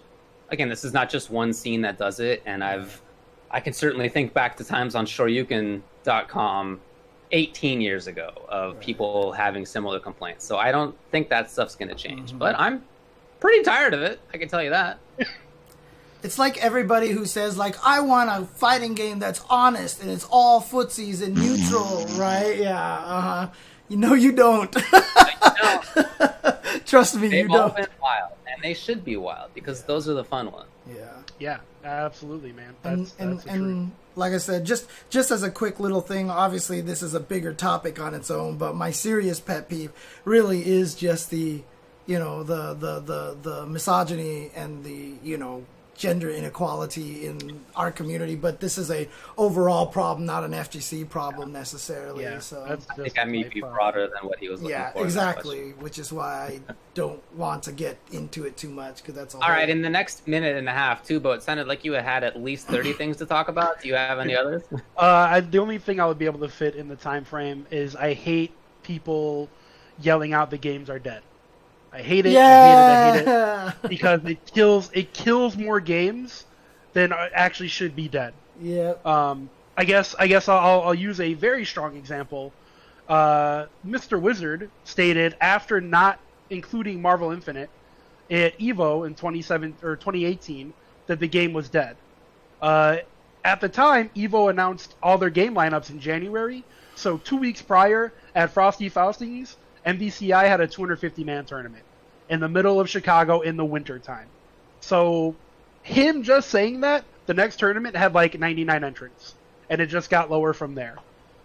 So saying the games are dead when they're not dead is the worst possible thing you can do to any game. Just let the players play, especially when you don't know what the hell you're talking about. And generally when people go, oh, that game is dead, it's not dead. It's doing just fine. There's tons of people playing online. There's tons of people playing in tournament. Just let the people play the games they like. Fighting games don't die, dude. People are playing Sailor Moon S. Fighting games do die, but there are plenty of games that are not dead. And really, I mean, there are so many different games that you can still play online. Even Marvel Infinite, it's around. People are playing it online right now. Mm-hmm. Lots of people play Infinite, and even more are playing a Marvel 3 now. So that may be true, but even before COVID, the last time that James and I went to Super Arcade before that place closed, there was a whole Marvel Infinite tournament. Mm-hmm. Yeah. There were probably 20, 30 people there on just a random night, whatever their weekly was, and it had as many people as weeklies do for like almost any game. I guess what I meant by, and I know we're out of time, but I just want to clarify, when I say fighting games don't die, yeah, you're right, fighting games definitely can die, but the thing about it is, they can come back. If they're being played, they're alive. You know what I mean? The reason why I brought up Sailor Moon S is because it's not that it lived this entire time and people have been playing it this entire time. Nobody played the game. And then all of a sudden, people are playing the game. So that's kind of what I mean by that. Why fighting games don't die. They can always be brought back. Any scene, any game can live as long as there's a reason. And this COVID's kind of proved it. Fightcade 2, all these things, a lot of games have been coming back. You know, so I think that's cool. Yeah, absolutely. Like Goken dead, and that he came back. No, yeah. Some games can be like Melina dead, and that they're just actually dead. They're gone. That's cold, man. That's cold. That's going too far, David. Move on to tournament results. So we have made the intentional decision to minimize tournament results. It's down here near the end. We only put 15 minutes onto this, and I'm not sure that we'll do that. I think that it's just not that interesting to like recount who got top 8 in every tournament in all the games. Yep. And so instead, what we're going to try to do is be a little bit briefer about it and to discuss anything that we thought was cool rather than just all the big results. Here's an example. CPT Online 2020 South America #2 happened over the past weekend. I was commentating and it was a lot of fun. And it was won by Ja Leshe, Rashid player. Shushu got second. I really, really enjoyed this top 8 for the diversity of characters it had. There were 8 players in the top 8. That's how it works. But there were 9 characters that were played, and it wasn't like one guy like tried a character that he sucked with. Like it was legit 9, and that I thought was super cool. And for the winner to be Ja Leshe is really interesting. He qualified over Capcom or over Shushu, who had qualified for Capcom Cup in the past. Which I think is good. You know, it would have been cool for Shushu to have made it back. He hasn't been there since Street Fighter 4, but for Ja Leshe to be there instead is super cool. He represents the Brazilian scene well. He's got a really fun Rashid, extremely offensive. He like almost never. Shushu probably did 30 wake up spinning bird kicks, and 25 of them hit, and they just did not convince him to stop. Right. They did not convince Ja Leshe to stop. So I thought it was a lot of fun to watch. If you didn't watch it, check it out. Yeah, I mean, I was kind of sad, you know, for Shushu, because obviously he was one of the first people from Brazil to make it into the Capcom Pro Tour, if I'm not mistaken. He was like one of the early ones, very, very early on. And I thought his Chun-Li was really strong. And, I mean, look, Femi was even saying, like, he was like, there might not be any Rashids at the Well, here you go. And look, Rashid was going to make it there. It was going to happen eventually.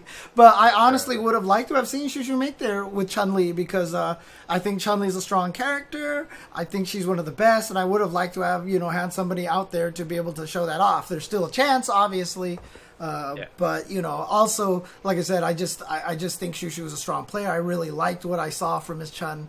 And I was kind of rooting for him a little bit. So, alrighty. Did anybody watch the Tekken Online Challenge US East?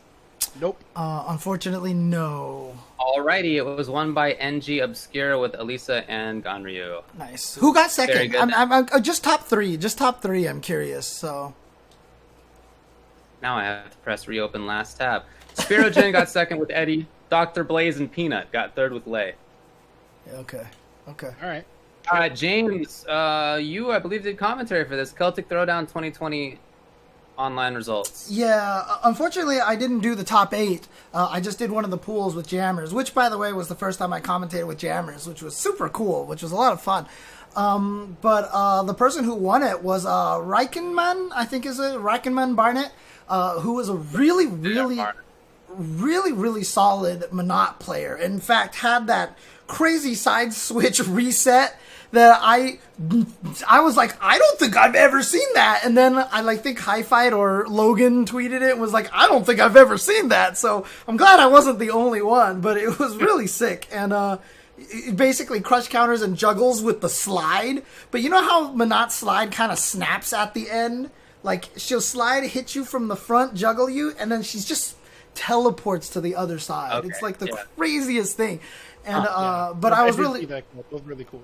Yeah, really, really happy for that player, and clearly was one of the stronger players. And I was talking about it with Jammers. It's interesting because yes, the nerf to Monot for V Trigger 1 going from 2-bar to 3-bar was a big nerf, but she's still a strong character. So I was really surprised to see the drop off on people playing this character. So I was really glad to see someone, sticking with her and still able to take a tournament like Celtic Throwdown. And also, obviously, want to just point out the fact that the Celtic Throwdown tournament was, a charity tournament in honor of Black Lives Matter. And that was kind of the main theme of the tournament there. So make sure wanted to get that message across and get people to, realize, the cause of the event. So Tekken 7 was won by Noble K. Wist with Huaron. Okay. I hadn't even heard about this, but Japan Esports Grand Prix. By the way, Esports was spelled lowercase e, capital S, Sports Grand Prix. Well, that's the only way they can get Jesu to be spelled that way, right? Well, Jesu, this was actually streamed at Jesu's channel, so it was definitely a Jesu event. Yep. And they had a few different games, not just Street Fighter. There was Clash Royale and PUBG, as well as Pro Evolution Soccer 2021, Tuboware's favorite game. And the prize... I actually do like that game, I'm not going to lie. Maybe not 21, but I've played Pro Evo. Hey guys, by the way, we talked about the other Tekken event where Kudans came out as the final boss all of a sudden out of nowhere. Apparently, same thing happened at this event. That Obscure had a chance to win 500 more by beating final boss Joey Fury, but Joey beat him. So shout outs to Shay. Thank you for that information there. I really like that thing. That idea of having the final boss at these events is super fun to me. Yeah. Especially because they've won both times so far. That's so sick. You win a whole tournament and then you have a final boss and you still get dunked. Dude, I love it. Fugu, I would do that so readily. Just let me know. Just let me know, dude. So in the Street Fighter V event, like every top Japanese player was there, and it was some of what I saw was really good. Of course, it was won by Fudo with Poison and Aramika. But what I thought was cool was that this player Higuchi was there. I feel like I heard about this player like a week ago for the first time. Right. 2 weeks ago, maybe. He was the one who beat Daigo, right? He did, yeah. In the Street Fighter League Pro JP preseason event. And now he got top 8 again. He got 5th. It was Fudo, then Gachikun, then Bonchan, then Daigo, then Higuchi, John Takeuchi, and Moke and Crusher. So, and to go on, even outside of the top 10 was all the good players. It's actually ridiculous. Kichipamu, Mochi, Momochi, Sako, and Nemo and Machabo, and Nauman, and Johnny, and Dogura, and Fujimura, and Itazan, and Ryusei, and Tokido, and Trashbox, and Shuto were all 17th place, is what I'm trying to get at. Jeez. So it was mega stacked. Mega stacked. And this kid Iguchi gets in there in the top 8. I'm just super impressed, and I'm really looking forward to seeing more of this player. He's a really unique guy, very strong. I know Fugu helped with that event a little bit or something. I'm not sure, Fugu. You have to let me know. But he says that Fudo now officially represents Japan. And he is the Japanese SFV representative to the world representing Japan. So he got a special Japan representative jersey as well. Well, I'm happy for Fudo because I watched a little bit of the Street Fighter League, which now has begun in Japan. And Fudo is the team captain of one of the teams, and he said something like, "I'm tired of getting second place at these events. Like I'm tired of. I believe he phrased it as, "I'm tired of congratulations, but."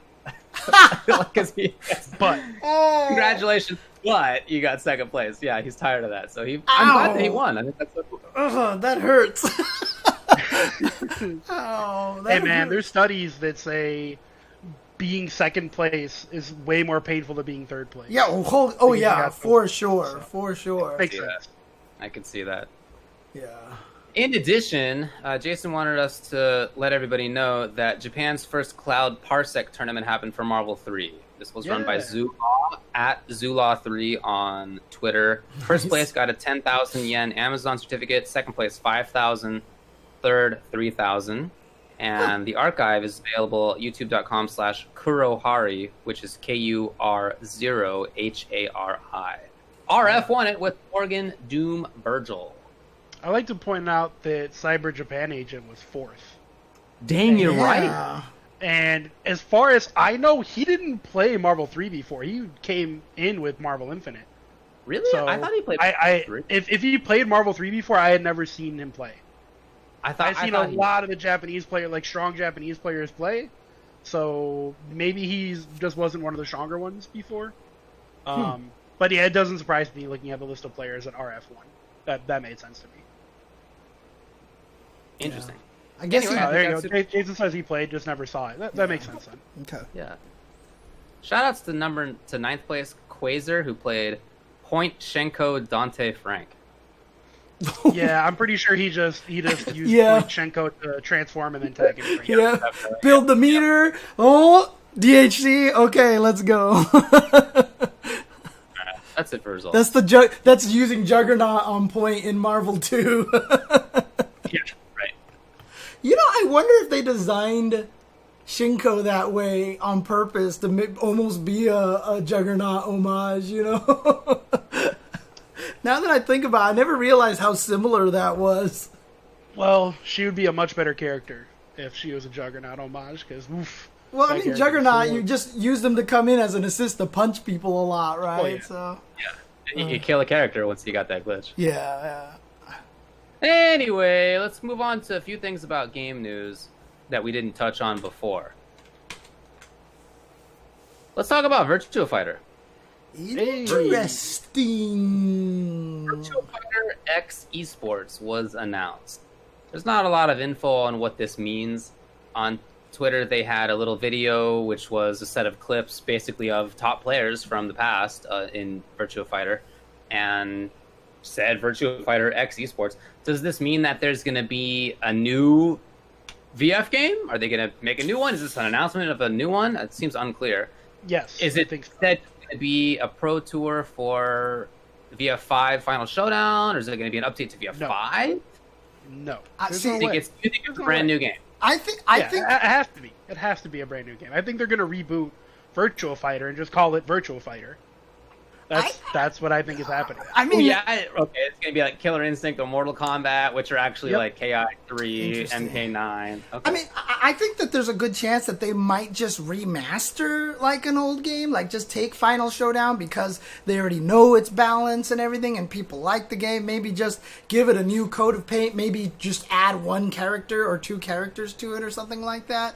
They could just call it Virtua Fighter. I don't know if they're... I don't know. I just don't believe Sega's going to make a completely brand new Virtua Fighter. Not after all this time. Not after, You know, I just don't know. I can't make myself think about how believe much time was in between Virtua Fighter 4 and 5, right? Wasn't there a Way good, like... less. I VF5 thought there was a good, like, 5 or 6 year gap there. Oh, maybe, but VF5 came out in mid 2000s. I want to say 2006 or Yeah, 7. that's true. Forever ago. And then Final Showdown's update was, I think, 2010. Yeah, I like- wasn't a VF head, but this is my memory. I So feel- it's been a really long time since the last VF game came out. Like I'm not. I am- About right, baby. I'm Give not me trying to one, throw. let's go. I'm not I trying would to. be surprised if there was a new VF game. Look, that would man, Yeah. but I would be surprised. Killer Instinct came out like 10 years after like KI Gold, right? Yeah, but Something Killer like that, 10, Instinct. 15 years later. Killer Instinct has this Yeah. different kind of cult. I mean, like I don't know. Like it's kind of Does different. it? I don't. Well, look, in the U.S., maybe not just in the U.S., but in the West, KI maybe did have that, but VF was super huge in Japan. But It really was a Exactly. gigantic team. And they But had even a in later Japan- version of VF5 that came out in the arcades only. Which I But think even in was Japan, didn't 5, 6. Tekken kind of overtake Virtua Fighter? I kind of remember saying that. I mean, maybe someone like Fugu can clarify that exactly how how Japan scene went for Virtua Fighter. I don't know. I feel But like also, if you're Sega and you're watching Namco banking with 6 million copies of Tekken 7 sold, maybe you're like, time for us to make our 3D fighter again. I hope they do. I think look. I just don't expect it. Yeah. I feel like the announcement would have been new Virtua Fighter, and there's going to be esports. It wouldn't just be Virtua Fighter. Maybe that's what the announcement was, because they just said didn't say Virtua it. Fighter. It just didn't said Virtua Fighter. We don't know. I look. But they would say that they would make it clear. They wouldn't make it be like, oh, is there a new Virtua Fighter? No, they want you to. If there's a new one, they want you to know there's a new one. Look, again, I got my hopes up last time with that weird announcement with the Sega Shanshiro's kid or whatever like that. You know, I got my hopes up then. I don't want to get my hopes up now. Of course, I would love it if Sega made a new Virtua Fighter. I want them to, because it's like one of the franchises that I feel like deserves to keep living like a lot of the others. One of the, you know, I'm a big person on history and all that stuff like that. So, like, I would love to see Virtua Fighter make a comeback with a brand new game. Do I think Sega's really going to go and spend that much money on a brand new game, all that stuff like that? I just don't see it. I in my heart, I don't believe Sega would be willing to spend that much money on that, given Sega's current status. And plus another thing, like, I mean, we've seen their history with all the Sonic games. Like, it's not a pretty sight with what Sega's doing these days. You know, so... Yeah, I would imagine the Team Sonic isn't going to be working on Virtua Fighter 6. Yeah. So. You know, it's a whole different squad of people, man. Yeah. We know a little bit more information about King of Fighters because there was news for King of Fighters. Yeah. Not 50. For KOF 2002 Ultimate Match, it's getting a rollback netcode patch on Steam. And there's going to be a beta test starting very soon, October 1st to October 15th. Now, this is a bigger deal than it sounds. While it is Code Mystics, it's a different hardware platform Yeah, it's not than emulated. the 98 platform and all that, and Samurai Shodown and stuff. So, Code Mystics implementing this on a new hardware system, on new, on new emulator, I guess code you could almost call it. I mean, maybe Neo Geo is really getting them to just be their rollback netcode experts. And so Seems maybe that way. this is potential sign for King of Fighters 15, you know? I think that there's a lot of potential and a lot of, again, scary to set yourself up for this, because it's going to be like, maybe this means, and then they're like, here's King of Fighters 15 with delay-based netcode, and we're just going to be like, oh, God. Yeah. I mean, man, I'm real not happy with SNK, and I've made that vocal on my Twitter page. Yeah. So I'm not counting on SNK to give us good netcode for King of Fighters 15. I don't think it will be. I hope for the best, but I'm expecting the worst. But yeah, like you said, Code Mystics doing this for King of Fighters 2002 UM is notable because, from what I understand, is it's not emulated. It was actually ported to PC. It's not an emulation. So they're having to go in the actual game code ground up to do this. Okay. So it could be being used as a test to do this for games like Samurai Shodown or KOF 14 or 15, etc., etc. So that's why it's a bit more notable than 98 or Samsho 5 Special and things like that getting rollback, because they were on an emulation type service or whatever that made it easier, and 2002 UM is not on that. They're having to do it from the ground up. From what I understand. I could be wrong. That's the gist of what I've read. I know you feel the same way I do, and Olaf does about this, Tubo, but like me and Olaf were talking at lunch today, and we were just like, man, if they ported rollback netcode into Samurai Shodown, can you just imagine like the kind of resurgence that game? I feel like a lot of people would jump back into it, because honestly, it's the netcode that's real. Like, I'd be playing it more. I would probably go full time Sam Show stream. Like, I don't even think I'd stream Marvel anymore, honestly. Mm-hmm. I maybe like one day a week I'd do Marvel as like something special, but if I had Sam Show with rollback netcode, I love that game. Why would I not play that? You know? Exactly. So I feel like that's a big deal. But again, it's so hard, because like I just don't want to get my hopes up for this and then just have it turns out that nothing happens and I'm just gonna be like, man. Yeah, I mean, you're wary like the rest of us should be. Yeah. You know, like we've been burnt too many times in the past. Our heart is crushed and broken, and it's hard to let ourselves open emotionally to these promises from game devs at this point. Lumia, I've been banned by you before. Before, what are you? What was that? What just happened? I don't know. I heard James talking in my headset. I don't know what words. He is right there next to me as we're sitting here. I did a quote from a movie. That's all. Anyway, even apart from what this may say for other games, I just think it's really cool for 2002 UM. A lot of people are huge fans of that game, and it's super cool that they get a chance to play this game just by itself. That is cool. So congrats to them. That's awesome. Samurai Shodown, speaking of some news about that game, it's coming to Xbox Series X and Xbox Series S. Who the hell is going to buy that when you can just backwards compatible play the Xbox One version? But here's the question. Maybe they are developing rollback netcode and they want to put it on a new platform. See, I'm doing it again. No. You're right. Yep. Why would you want it when you could just play it on the old... Yeah. My theory is, look, they've already made it for... What has it been on? It's been on everything. Stadia. It's been on Xbox, and it's been on PlayStation, and it's been on PC, and it's been on Stadia. It's been all over the place, so... Yeah. Why not on Xbox Series X or whatever? Why? Who's going to buy that?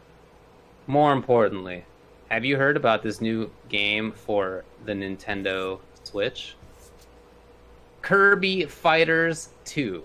Kirby Fighters 2? No way! The way I'm serious.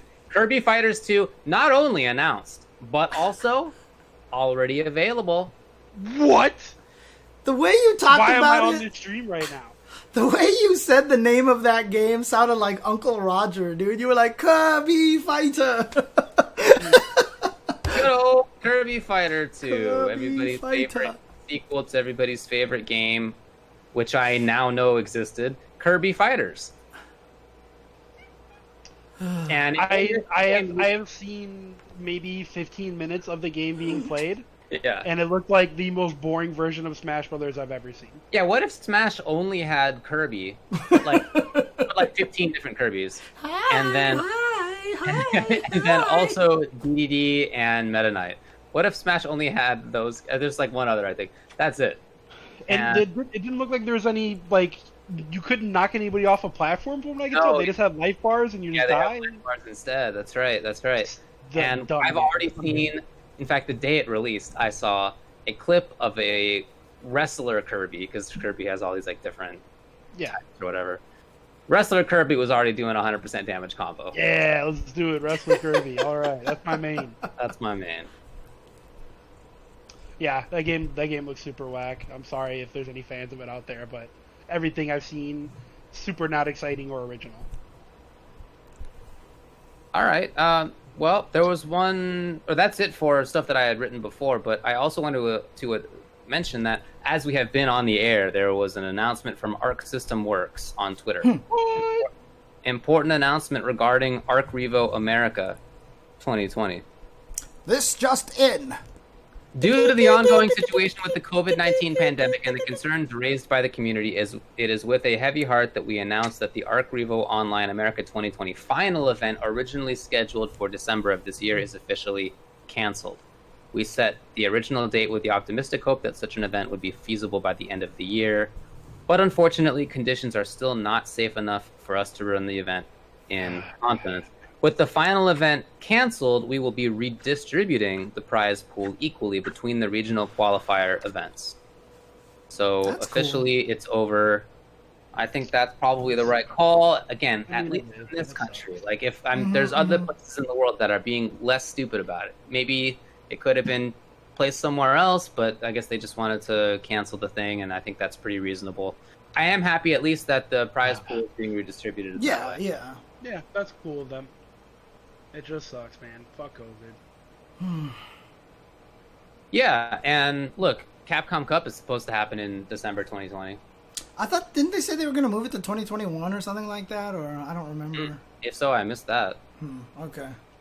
We'll see. No, it's not that the tour is over. It's that the finals were going to be offline. The rest of the events are online, and then the winners would be like at the physical location. And I guess that even that's not going to happen now. But the online events that were going to be the qualifiers will still take place. My understanding is. Oh, they did announce that Capcom Cup will be in 2021? Wow. When did they say that? And did we talk about it on this show? Because I really think I don't. Yeah, I remember them saying 2021, but I don't even think that's going to happen, to be honest with you. I don't even think that's going to happen. Yeah, probably not, man. So depressing. Yeah, like 5 months ago. The winners of each tournament will be awarded qualification spots to participate in the Capcom Cup 2020, scheduled to be held in the spring of 2021. This is on their official site. Wow. Yep. I feel like I totally missed that. Either that or it happened months ago and my Spring COVID of 2021, so they're planning way in the future. Yeah, but again, even that I think is optimistic. Yeah. Even that I think is optimistic. Yeah, just have it in Japan or Taiwan or something. I don't know. Well, the American players wouldn't be able Americans, we're not allowed to fly anywhere, dude. They won't have us, you know? But why do we screw it up for everybody else? It's true. I mean, I agree with that sentiment, but It's true. You know, a lot of players would be very upset. Is all I can say. 2 players would be upset because there's only 2. Sure. In fact, they're not even U.S. qualifiers; they're NA qualifiers. So they could be from Canada. We'll see. Not all of them have played yet. It's going to be 4, right? Because there's 2 West 4. Coast and You're 2 right. East Yeah, Coast. because there's 2 in Yeah. East and West. Yeah. You're right. Yeah, ban Yeah, America. I feel like that's the better solution, is just not to let us compete and have it take place in some place where it could work. But The backlash would be not good for Capcom, is what I'm imagining they're thinking. I don't know. Anyway, that's all I got for the news on this front. Talk a little bit about this Xbox Series X, because some stuff came out about it today that seems really positive. Yeah. There have been some embargoes on information about people who had gotten copies, or not copies, but advanced prototypes or whatever it is, pre-release, so that they could review it and talk about it. And now some of those have come out. Yeah, I mean, everything that I've read looks really, really cool. Everybody's super stoked about the solid state drives and how fast the system boots up and how easy it was to download games and transfer games. And the menu looked really good from the screenshots and some videos I saw. There's some games that are Xbox One games that are not frame rate locked, and a lot of those games got tested on the Series X. For example, I want to say Sekiro ran at like 40 frames per second or something like that on the old console, and now it runs at a smooth 60. Oh, nice. So things like that are going to be really cool for people playing their older games. It also gives me hope for games like Bloodborne that are stuck at 30 frames per second on Sony's console. Maybe because everything's backwards compatible from PS4 to PS5. Maybe that game can be played at 60 frames per second now. Like, who knows? All right. Like if the PS5 does the same kind of thing that the Xbox Correct. Series. Yeah. So, Well, I mean, it should. They said there's going to be a select amount of games that are enhanced, and then all PS4 games basically will be backwards compatible. yeah, just a question of So- whether the same kind of thing would work. Exactly. So, weirdly enough, like all seeing those positive stuff about the Xbox made me even more excited for Sony's console. Fair enough. Because Sony now has a super dope solid state drive too, so you would imagine that the same stuff would apply to both consoles that are now using state of the art solid state drives. In general, I'm not super great at picking out whether a game is running at 30 or 60 frames a second. But in the video that I saw, which was doing side-by-side comparisons of a game running on Series X and a game running on Xbox One, where it was like 30 to 40 and 60 consistently on the other side, I actually did notice it. And I'm not sure that I would be able to tell if it was just like on my crappy monitor without having side-by-side. But it did actually look nicer. I mean, seriously. And there were fewer instances of screen tearing. It did look better. Yeah, I if a game is running at 30 frames per second and like I'm playing a console game, I can absolutely tell. Like right away, I can tell that it just feels muddier. Dude, even on freaking Twitch, if I'm watching, like if I lower the resolution to 30 frames per second, I can definitely tell the difference between that. Oh yeah, and dude. like, The other day, David was streaming. He was testing his stuff. I was like, "Why are you streaming at 30 frames per second?" I didn't pull up anything at all. I just could tell it was streaming at 30 frames per second. So yeah. And I think that the solid state drive is super sick. The little quick save feature, I forget what it's actually called, but there's a feature where you can basically do a save state, like you're playing an emulator. And you can then go play some other game for a while, and it will save your previous game like, on the SSD. And then you can go back and turn it back on, and you'll be at that spot, and the loading's really fast. That's sick. I thought that was super cool. I mean, Man, look, I thought being able to like turn off your console in a game and then come back to it later and the game is still there. Yeah. That was like the big update for PS4, Xbox One, right? Now you can just like switch to other games and do that as too. That's really cool. Yeah. Quick resume. Okay, yeah, I think that's awesome. I mean, look, That's a really cool feature. Yeah. we obviously talked a lot of smack on the Xbox One, but again, people don't remember that, it's keeps switching on the consoles, right? The previous generation, it was all about the 360 and the PS3 kind of sucked, right? And I used to make fun of the PS3. Everyone used to talk about Giant Crab and all that stuff like that, but like... Classic. Yeah, if this generation, it turns out the Xbox Series X is a much better console and they learn from a lot of their mistakes from the Xbox One, I'm all for it, man. I'm all down with that. Look, I just don't care. And even, I've never really cared about Xbox versus PlayStation or whatever. Ever since I was a kid, I mean, sure, as a kid, did I think the Super NES was better than Genesis? Yeah, but ever since I've been 10 or 12 or whatever, however old I was, ever since, who cares? So I've never been like opposed to any console, with the exception that I thought the Xbox One and the Kinect were really stupid, and so I was actually opposed. That's the only instance of me That's just being because like, you were worried about the Xbox listening to you, dude. Of course I was, and it turned out later that I was right, that the government actually was listening in on that stuff. They're listening to you right now on your phone. Look, I can minimize that kind of stuff, or I can maximize it. I mean, Whatever. I live in the 21st century, all right? Whatever, Silence. man. That's my point. You live here. It's I how it do, is. and I can't change anything about that. My But Google Speaker I is can listening make to it me worse right on now. myself by sending them data about my heart rate and whatever other nonsense. So other than that, I've never been opposed to any console, but yeah, I mean, we'll see. I'm down to buy either one of these. I don't really care. Whichever one seems good. They both seem like they could be good. I actually think one of my favorite articles on the new consoles coming out was someone did get their hands on like the Xboxes and they brought it to an IKEA and they took pictures of all the different shelves and how well the consoles would fit in the shelves. It actually is so good. I thought that was actually really... I was like, this is so cool. So you just saw these pictures of it lying down and standing up and all the different shelves. That was actually I fun. love that. That's super smart. I'd love to know. Yeah, I retweeted that. I got that from Derek Daniels, so yeah. Okay. Well, I'll check it out. Cool. All right. Anything else to say about this? Sony, step your shit up. I want to see more about your console. It comes out in a month, man. It's true. I saw an article today on Kotaku.com that I thought was really good, where they were comparing and contrasting the PlayStation 5 and Xbox Series X. And the compare and contrast was about which console would you rather sit on? What? James, which console would you rather sit on like a seat? Would it be the Xbox Series X or would it be the PlayStation 5? I would rather be a McAfee. That's all I'm saying. So I'd rather sit on the Xbox. It's a box. It's like a PC tower. It's clearly the right answer. Yeah, but a lot of of people course. had really funny answers for why they would pick the PS5. So I thought that was a funny article. we already talked about that last week. Broly got back. We talked about the Xbox buying all those companies out there, or is the Bethesda a new one? Nope, that was part of it. That was part of it. Yeah. Okay. Part of it. But hey, Broly got back. Thank you for gifting the sub. Yeah. Much Hey, obliged. That's it. That's Cool. all we got as far as news goes.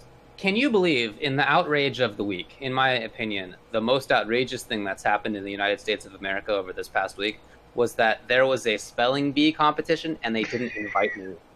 Can you believe there was an FGC/Smash competition for who could spell the bestest, and they didn't invite me? I'm trying to figure out right now. So apparently it wasn't invitations. You had to like fill out like an application or whatever it was, but they had some straight up bums in there who lost in round one.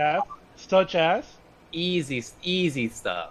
Who were the bums, David? Tell us about the bum. They had Alex Jabali in there. he immediately deleted himself. Look, Oh, I'm man, not I can't sure. believe it. I'm not sure who's more angry, David for not getting invited to Spelling Bee or Tubo for not getting invited to Among Us, dude.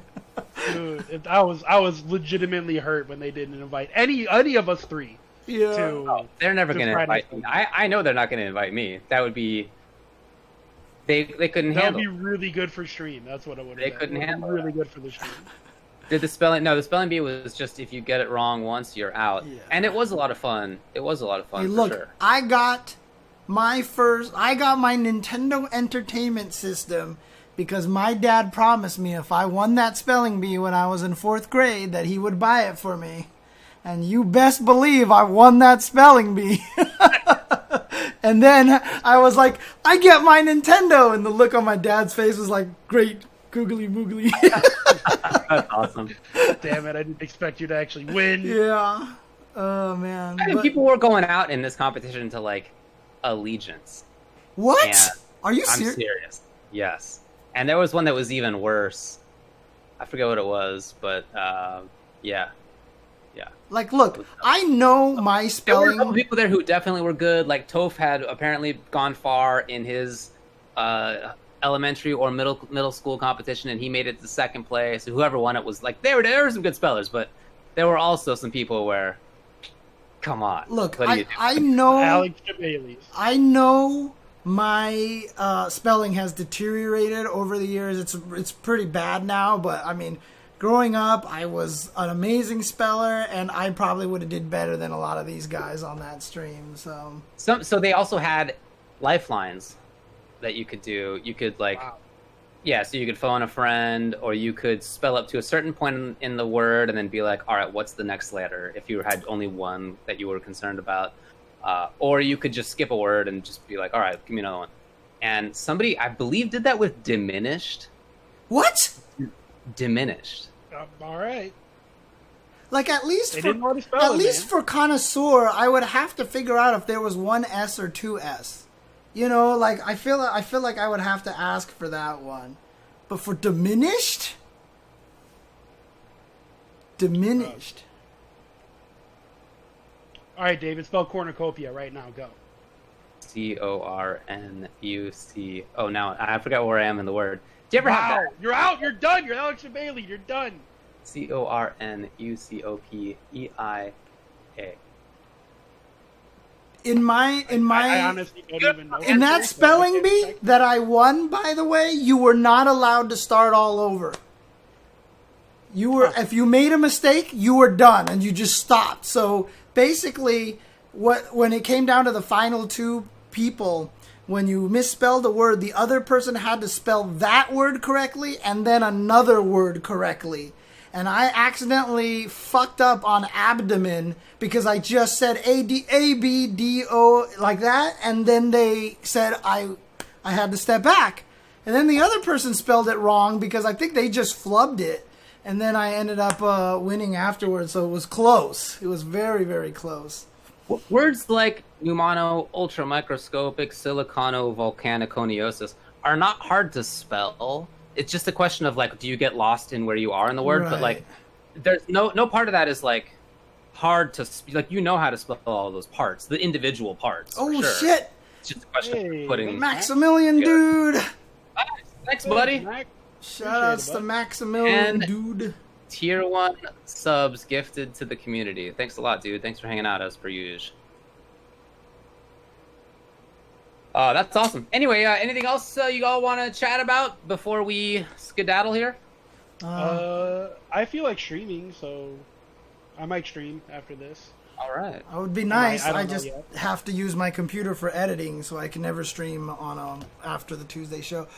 However, I will say that tomorrow I'll probably try to do the I'll probably try to do an all-day stream tomorrow. I know the debate's going on. I don't know if I care enough to want to watch it. I think it would make me too mad, so I might try to avoid it at this point. Yeah, But- that's kind of how I feel too, man. I think it's just going to piss me off too much. I'm going to stream early in the day. I'm going to play some Tekken. And there may be a chance that someone's going to jump in and reveal a new card coming up for the new season on my stream tomorrow. So that'll be cool. But I'll also be setting up the I'll probably be setting up a Jasmine donation fund tomorrow as well to help me cover the cost of Jasmine's abscess operation. It's been kind of rough, honestly, just mentally dealing with it with my cat because she's stubborn and she's so good at getting the cone off of her head and she keeps licking the wound and it's just like I've never had to deal with this before, so I'm like stressing out about it. And you know, I'll tomorrow I'll show you pictures of the before after. I'll show you pictures of the receipt as well, just so you know exactly how much it cost me and everything like that. Just as, like I said on Twitter, I already can tell you that I paid more for that operation than Trump paid in one single year for taxes. So, you know. Facts. But yeah. No, that's tough. I'm glad that she is doing okay, but those pictures are pretty tough. So if you're not, Yeah, that was gnarly, man. we should probably warn people. Yeah, But I'll warn she's people. doing okay. Yeah, but like I said, it's just like, I have 2 cones on her head, and she keeps ripping them off. And as soon as she rips them off, she immediately goes to licking the wound. And so, like, she did it in the middle of the night. Yesterday, the wound was, like, fully skinned. It was covered. It looked nice. And then I woke up this morning. All the cones were on the floor, and I looked at the wound. It was like the skin was torn off of it again and all this stuff. And I was like, God, Jasmine, please stop doing this. Like, it's... I don't They know. don't know, right? I don't, Cats don't know. God, I don't know what to do about it. Like, should I just stay awake the whole You should time? put a cone on her waist around her backside. Or something, yeah. So maybe then a she can't get to it. Maybe a button. Oh yeah, seriously, maybe. Give her a dress, basically, you know. Yeah, or maybe even clothes. I don't know if that would irritate it, but maybe putting some pants Yeah. on her. Because Hey, we have a Thunder shirt. Could you use that? a what? A Thunder shirt. Do you know what those are? I don't know. They're what- okay. No. They're little cat. They're basically extremely tight jackets for cats. Okay. And the intention behind them is to make the cat settle down because when they are wrapped really tightly, kind of like chill out. Yeah. So we got one of those, and the intention was to use it for our cat Lyra, who was a little bit apprehensive at times. And she actually, it's super tight, right? We woke up, we put it on her before going to sleep. We woke up and she had wriggled out of it during the night. So Dude, cats somehow are... she's able to escape a Thunder shirt, which are specifically designed to be inescapable and to be extremely tight, and it was tight, but she did it. But if you would like to give it a try for your cat for an extra like attempt at protection, happy to give it to you. 'Cause we're Yeah, I mean, like I said, it's on her backside. It's right on her butt. So, like, I don't think that would help, to be honest with you. Okay. So, but yeah, it's... thanks again to Broly got back for the sub, and yeah, look, Big ol' Max. best wishes to Jasmine. She's a very cute little kitty cat. such a sweetheart too. But She definitely is.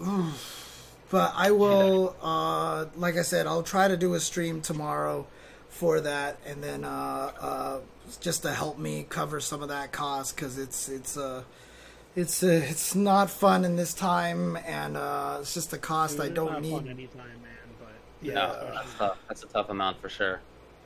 Speaking of the debate tomorrow, that is why we're doing the show tonight. I'm actually not sure if we ever said why we did the show tonight on Monday night rather than on Tuesday I mean, night. I did on my Twitter, so I did on my Twitter. We did on Twitter. I just don't think we did on I the just show. want people to tune in anyways and don't be a jerk. Yeah. You know, that's it. So I'll be watching it tomorrow. I kind of expect that I'll get mad about it too, but I feel like I should watch.